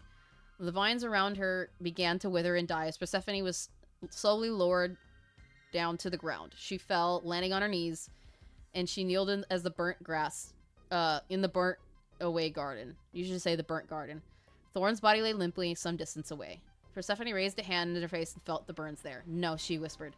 "How can I go on stage like this?" Eye roll. Annie raised the gun and fired. The man who had been charging at her with a sick was blasted back. Oakley growled and pointed his nose forward. Without even looking, Annie followed his point and fired. Dog had been someone just out of sight. I'd seen someone just out of sight. The bullet hit the corner, swerved, and then killed the man behind the cover. "Too easy," Annie said. "If only finding a man who could outshoot me was this easy." "Milady," Oakley said. "They come." A demon stepped forward towards them now, thumping its large, muscular arms on the stone floor. It was perhaps a mix of Ignis and gorilla. It pounded the ground and charged towards them. Annie smirked, raising the gun, and, "Milady," the floor burst beneath them. Annie shot the monster mid-air as it tumbled below them. She and Oakley swerved over the vast pit. It had been a ruse. The monster had been trying to tumble them into the pit. "Idiot didn't know we can fly," Annie said, smirking. Oakley nodded, his gaze turning back and forth. The demon landed in the pool of lava at the bottom of the abyss and lay there. As it was a demon, it was completely unaffected by the elements and simply lay there, chilling. Annie watched it for a while, frowning, and then something leapt out of the lava and lunged for it, swallowing it instantly. "Sweet crackers with honey, what was that?" Annie said, alarmed, as the thing's eyes blinked up at them. "One of the three beasts of Ignis," Oakley moaned. "Ignis Francesca. She was born to a fish." The witch stared up at her through lava-coated eyes. "Wish a rod and reel wouldn't burn up in the lava," Annie said. "I'd fish her out and serve her with some fries." Francesca looked at them. Falls of lava began to fall from the walls surrounding her, and suddenly she began to rise upward towards them. "Milady, I think she would rather eat us," Oakley said, alarmed. "She's just a stupid fish," Annie said. "What?" Francesca opened her mouth, and a blast of lava shot from it. Annie and Oakley swerved to the side, dodging it. They could feel the heat emanating off of the substance. "She is also a demon, milady. You would be wise to not underestimate her." Annie grimaced and raised the rifle. "This will be like shooting fish in a barrel," she said. "We just have to..." The thing shot out another blast of lava, and they swerved. This time, a number of smaller fish, ones that seemed to have been dwelling in her mouth, shot out from the lava towards them. "Yow!" Annie got one on her got one on her fist, and it made her drop the gun. Its large piranha-like teeth dug into her flesh, and she desperately tried to shake it off. Oakley was not so lucky. He became covered in them. They bit and tore at his flesh, and he howled as he fell. No! Francesca leapt up, and with her jaws open wide, she snapped Oakley out of the air and swallowed him completely. Annie instantly felt her bond with him sever. He was dead. You killed the fucking dog. Rah! Annie threw herself downward and thrust her rifle in the thing's eye. It blinked up at her as it slowly began to fall back down the lava below. She blasted its eye apart, and the thing recoiled. She let back off as the thing fell back into the lava. Losing a familiar was an extremely emotional thing. Annie felt like she had just lost her eyes and ears. She blindly stumbled around in midair as Francesca stared up at her, the lava still slowly rising. Annie took a deep breath and tried to relax. She watched the lava flow in with interest, and then back to the fish. She raised both of her arms wide and opened the portal to the world where all her weapons were stored. Guns, grenades, ammunition, and bombs fell from where she stood in midair and fell into the lava. Boom! Francesca reeled. Some of the material she had just deposited was explosive, but there was so much of it, she couldn't figure out which it was. She ducked her head underwater, and more explosions rocked the lava well. Annie lowered herself, dropping more and more of her things as she came closer and closer to the lava. The fish lunged upward, mouth agape, and Annie focused all of her efforts to deposit all of the explosives straight into her mouth. Francesca exploded. Her blood and guts covered the stone walls of the well. Annie stood in place, surrounded by the remains of her enemy, threw her head back, and cried like a baby. You killed the dog, Harman, you fucking monster. Madeline spun. The air around her became like that of a tornado as she shot forward like a missile. Her enemies had no idea what had hit them. Ah! They went flying each way, slamming into the walls, the ceiling, and down the hallway with a sickening splat. Madeline slowed to a crawl as she faced down the leader, an Ignis witch she recognized as a woman named Ignis Rinna. You think you can stop me with your little attacks, Windsor? She asked. She gestured to her feet. She had melted the stone around where she was standing to fix herself in place. Madeline gave her a look. She brought her hands to her side and then thrust them out forward. An intense blast of wind erupted from where she was standing. The woman smiled as she adjusted her stance to take the blast. The smile turned into a grimace, which stayed on her face as her skin was ripped straight from her body and flapped uselessly behind her skeleton, which was still fixed firmly in place. You would do well not to underestimate me, Madeline said. Her voice was carried throughout the entire castle by way of the wind. I will tear this entire castle to the ground if I must. Ha ha ha. Madeline glanced at the wall. The bricks began to move to the side, forming a small passageway. I am Ignis Yvette, the woman said. Come to me and face a true challenge. Madeline brushed her hair with her fingers, considering. Yvette was one of the 9. If she could take her out now, that was one less threat the Freeman would have to eliminate later. Very well, she said. She slid into the passageway and it closed behind her, leaving her in complete darkness. She stood there for a moment, her senses preened for any kind of movement. A flame erupted into the middle of the void. No light emanated from it. The room remained in complete darkness. I am the eldest daughter of Ignis Yvette. Knowing your kind, you probably killed all your older sisters, Madeline said snidely. The flames chuckled.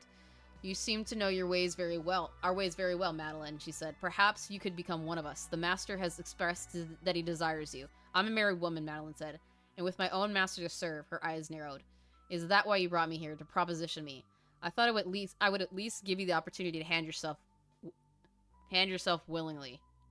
I think you mean hand yourself over willingly, the flame said, but if not, the flame vanished. There was no source of light in the room at all. Madeline closed her eyes and took a fighting stance. She felt something lunging at her, and struck out at her. Her long, powerful leg lunging out in a sweep kick. The thing, whatever it was, burst into flame upon contact. Madeline's aura was powerful enough to prevent her bare leg from being burned, but she could sense another being coming at her from behind. She spun around, creating a great whirlwind to go along with it, and the thing was blown away into the darkness. She came to a stop and considered. She wasn't hitting Yvette herself, merely her attacks. Where was she? She honed her senses further and became further convinced. Yvette was not in the room with her. She stepped forward on the point of her toes, trying to get a feel for the layout of the room. But by manipulating the air currents around her, she was able to get a feel for the position of the walls around her. The walls seemed to be pulsing. Another blast shot out towards her. She whirled around again, but instead of kicking it into pieces, she grabbed it with her hands. She cupped the flame in her hands, containing it with her own magical properties, and purified it. The flame exposed the room around her, and she let out an exasperated groan. She was in the stomach of the beast. The stone she was standing on was merely a tiny bit of the castle wall that the beast appeared to have swallowed. On every angle, pulsating flesh oozed out evil flames, spitting out every way. Oh, so you figured it out, Yvette giggled. You were dead the moment you stepped into my maw. So she was inside Yvette. She must have been massive. Madeline had never known a witch to achieve a form this big. Going by the size of its inside, she very well may have been considered a kaiju. I roll my eyes even harder. One of the many uvulas lining either side of the stomach turned towards her and shot another flame at her. Uvula.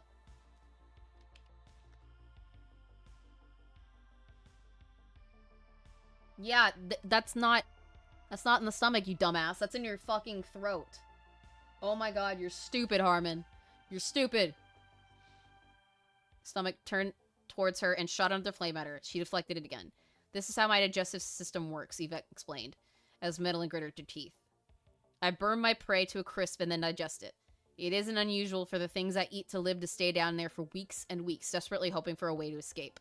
Madeline grimaced. She bent her head down and stared at the deep cavern before her. Further in, she was sure that she would face a number of horrors beyond her comprehension. You leave me no choice, Madeline said quietly. Her hair began to bristle. Did you think I would be so easily beaten? She bared her teeth, and her teeth began to widen. Her legs became even longer, and began to twist around each other until they became one. Her wrists lengthened, and bones in her body began to compress. 2 great wings sprouted out of her back, and then folded on either side of her head forward, whatever. Sky Serpent Windsor Madeline. Oh my god, she went fucking Super Saiyan. Oh my god, this is gay. She shot herself into the thing's stomach. Yvette chuckled. Are you really in such a hurry to die? She said idly. The bladed wings folded across Madeline's head, tore straight through the thing's flesh. Yvette let out a screech of pain, her mouth opening wide open. As Madeline dug deep into her flesh, her senses were growing wild, screaming at her to stop, but she pushed ahead. She pushed through the stomach acids and the demonic equivalent of white cells, trying to stop her, but she did not yield. She found a vein of blood, dug into it, and shielded her eyes with her wings as she soared upward through the blood and into her heart. Blah! The heart exploded, killing her enemy instantly. Madeline shot out of the body, demon blood falling all around her, and she took a deep gasp of air. The first of the 9 has been destroyed, she cried, her voice reverberating throughout the entire castle. The Windsor claim its first victory. The body of Ignis Yvette slumped behind her as Sky Serpent Madeline, still seeping blood, descended back into battle, longing for her next prey. Ichiro. The first, Poppy asked timidly. We've been here for an hour. She looked somewhat nauseous at the thought. These guys aren't easy, Poppy, Ichiro said shortly as he examined his kombuto. He had replaced the baseball bat he had broken during the school with a traditional samurai weapon that he had named Yamato. Fuck you. Fuck you for taking my boy Virgil's blade and putting it into this shit. His bright blue Oni mask was fixed squarely on his face. I know that, Poppy said defensively. It's just, Madeline's one of the strongest we have. What, you scared? Yes, Poppy said. You'd be insane not to be. Ichiro glared at her. But you're still here fighting anyway. Of course I am, she said. I have to be. They glanced down the hall. A great beast was standing there. It was a minotaur holding a snake-like demon in its grip.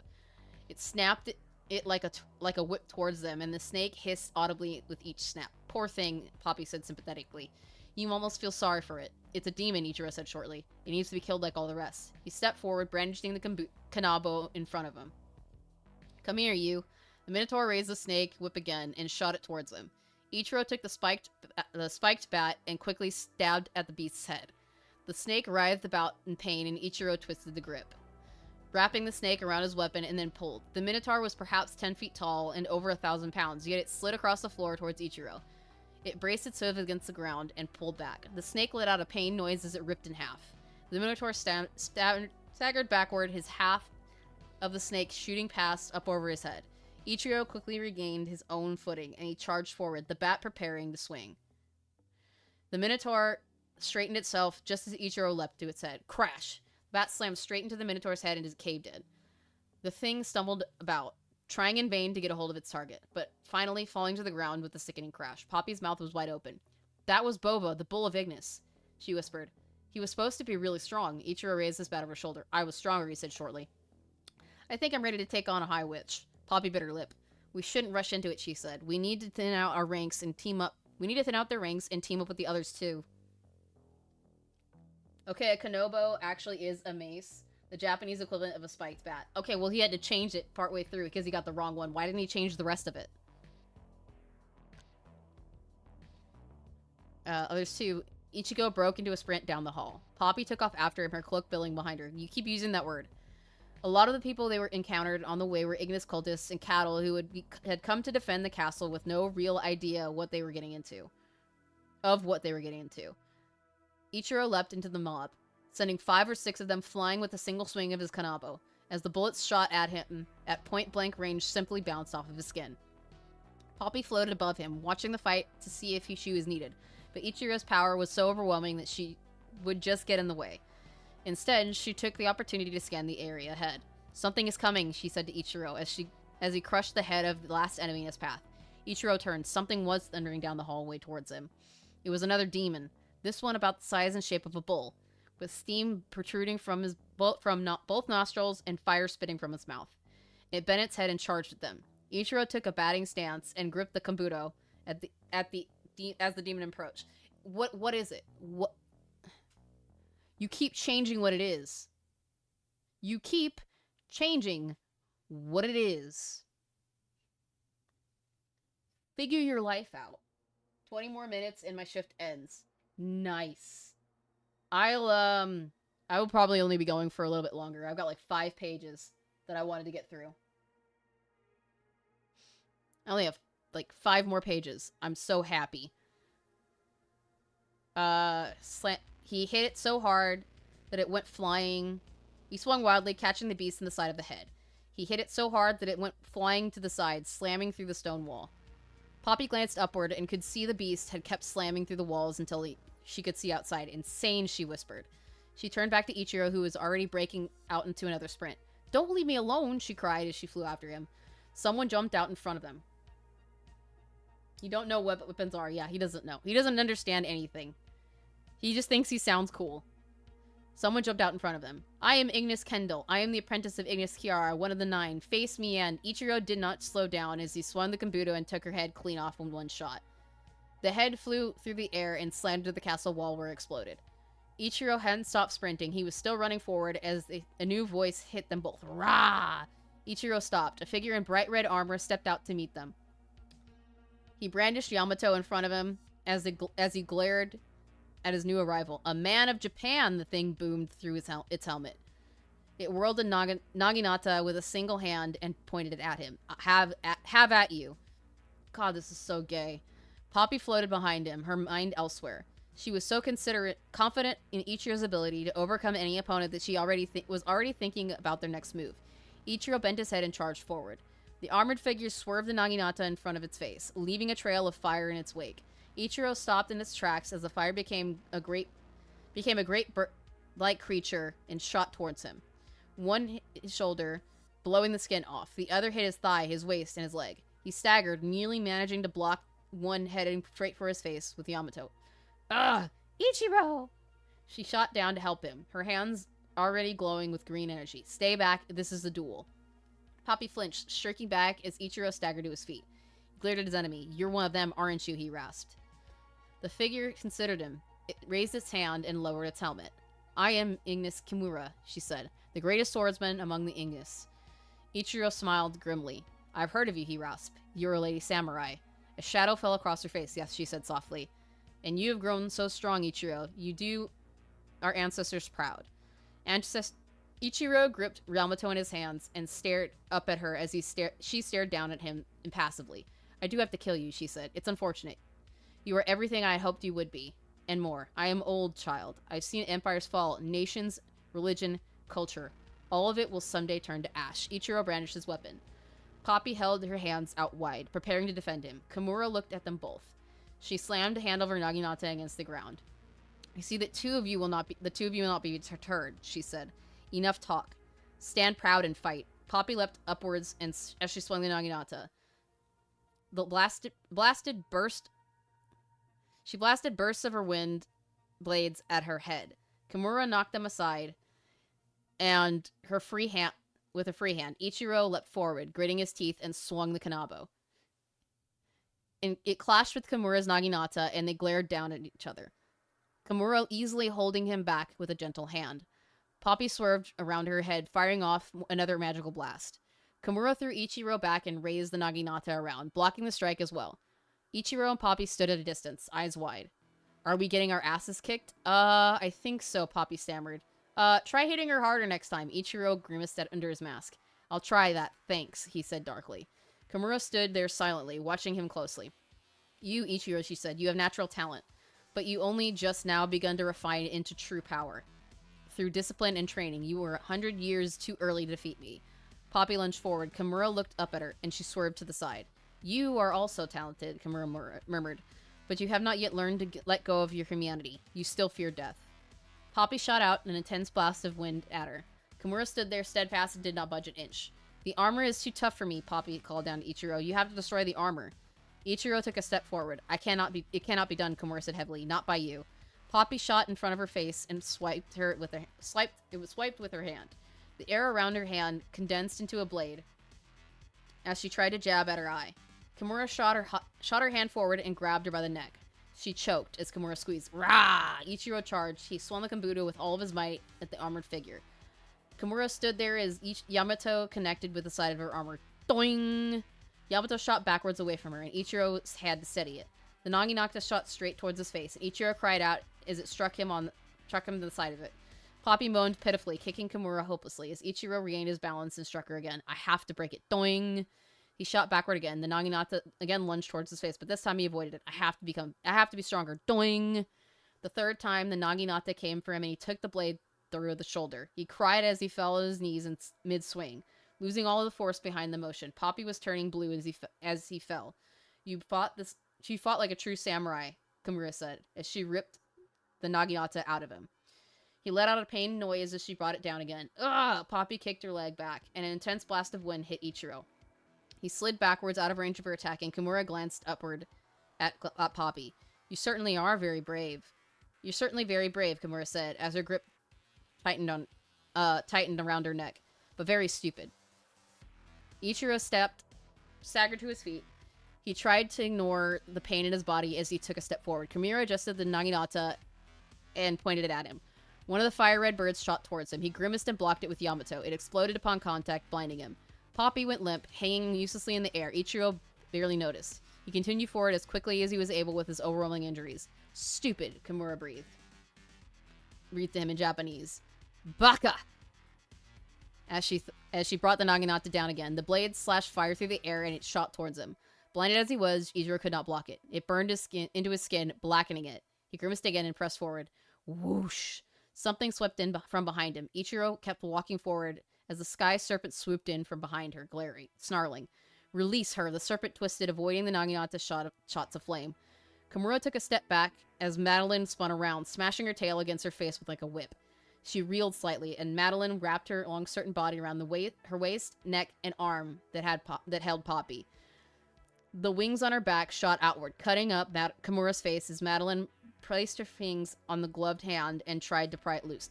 Rah! Ichiro charged forward and with a mighty swing clobbered Kimura's side once again. The blow once again bounced off. Madeline's voice reached him, carried by the wind as she grappled with Kimura's hand. Idiot, that isn't going to work. Kimura raised the naginata upward and tried to stab at Madeline. She swerved out of the way, moving like the wind itself. Poppy is going to die if you don't help me. Focus on the naginata. Ichiro stared at the weapon. He brandished Yamato and then brought it back down. The naginata shot upwards again, towards Madeline, but this time he snapped the handle off. Madeline whirled around, grabbing the blade of the naginata in her teeth, threw it at Kimura. The Ignis Witch had no choice but to block it with her free hand. Madeline wrapped herself around the arm, restraining it, and then bit down on her neck. Let her go, Madeline breathed. Poppy fell to the ground at her feet. She coughed, rolled around and tried to crawl away. I suppose I'm fortunate that the Windsor is not venomous, Kimura said quietly. She grabbed a hold of Madeline's body and squeezed. Madeline let out a gasp as her two powerful hands began to rip her away from her body. She tried to tighten her grip around Kimura's neck, but to no avail. Kimura's power was simply too great. Hold still. Ichiro leapt up into the air and brought Yamato down on Kimura's head. She glanced up at it, narrowed her eyes, and then headbutted it. The spike that connected to her head shattered as Ichiro spun off balance and crashed into the ground. Madeline writhed and fought as Kimura ripped it off of her. She snapped a bit, her wings uselessly scraping against Kimura's armor as Kimura slowly removed her from her. In the end, Madeline had to give up. She converted her body into pure wind and escaped her grasp, shooting towards Poppy and Ichiro. Grab on! Ichiro didn't move. Madeline had to stop and grab him with her teeth as Kimura shot a fire blast after them. As fast as it was, Madeline was past her. She easily evaded all of the shots. When is this one going to be done? I'll get to Solio. Idiots, both of you, she hissed. We all could have been killed. Kimura placed the helmet back on her head. You will be, she said tonelessly, as Madeline fled the battlefield. Simply give it time. She advanced. Okay, we're done. We're done today. We have, like, 90 pages left. We have 90 pages left in this book. Which means it's going to take me another hour and a half, 2 hours to read it. But we spent 3 hours today reading 100 fucking pages. So I will see you guys tomorrow for some trailer reactions, and then Tuesday we will hopefully finish this. But until then, peace.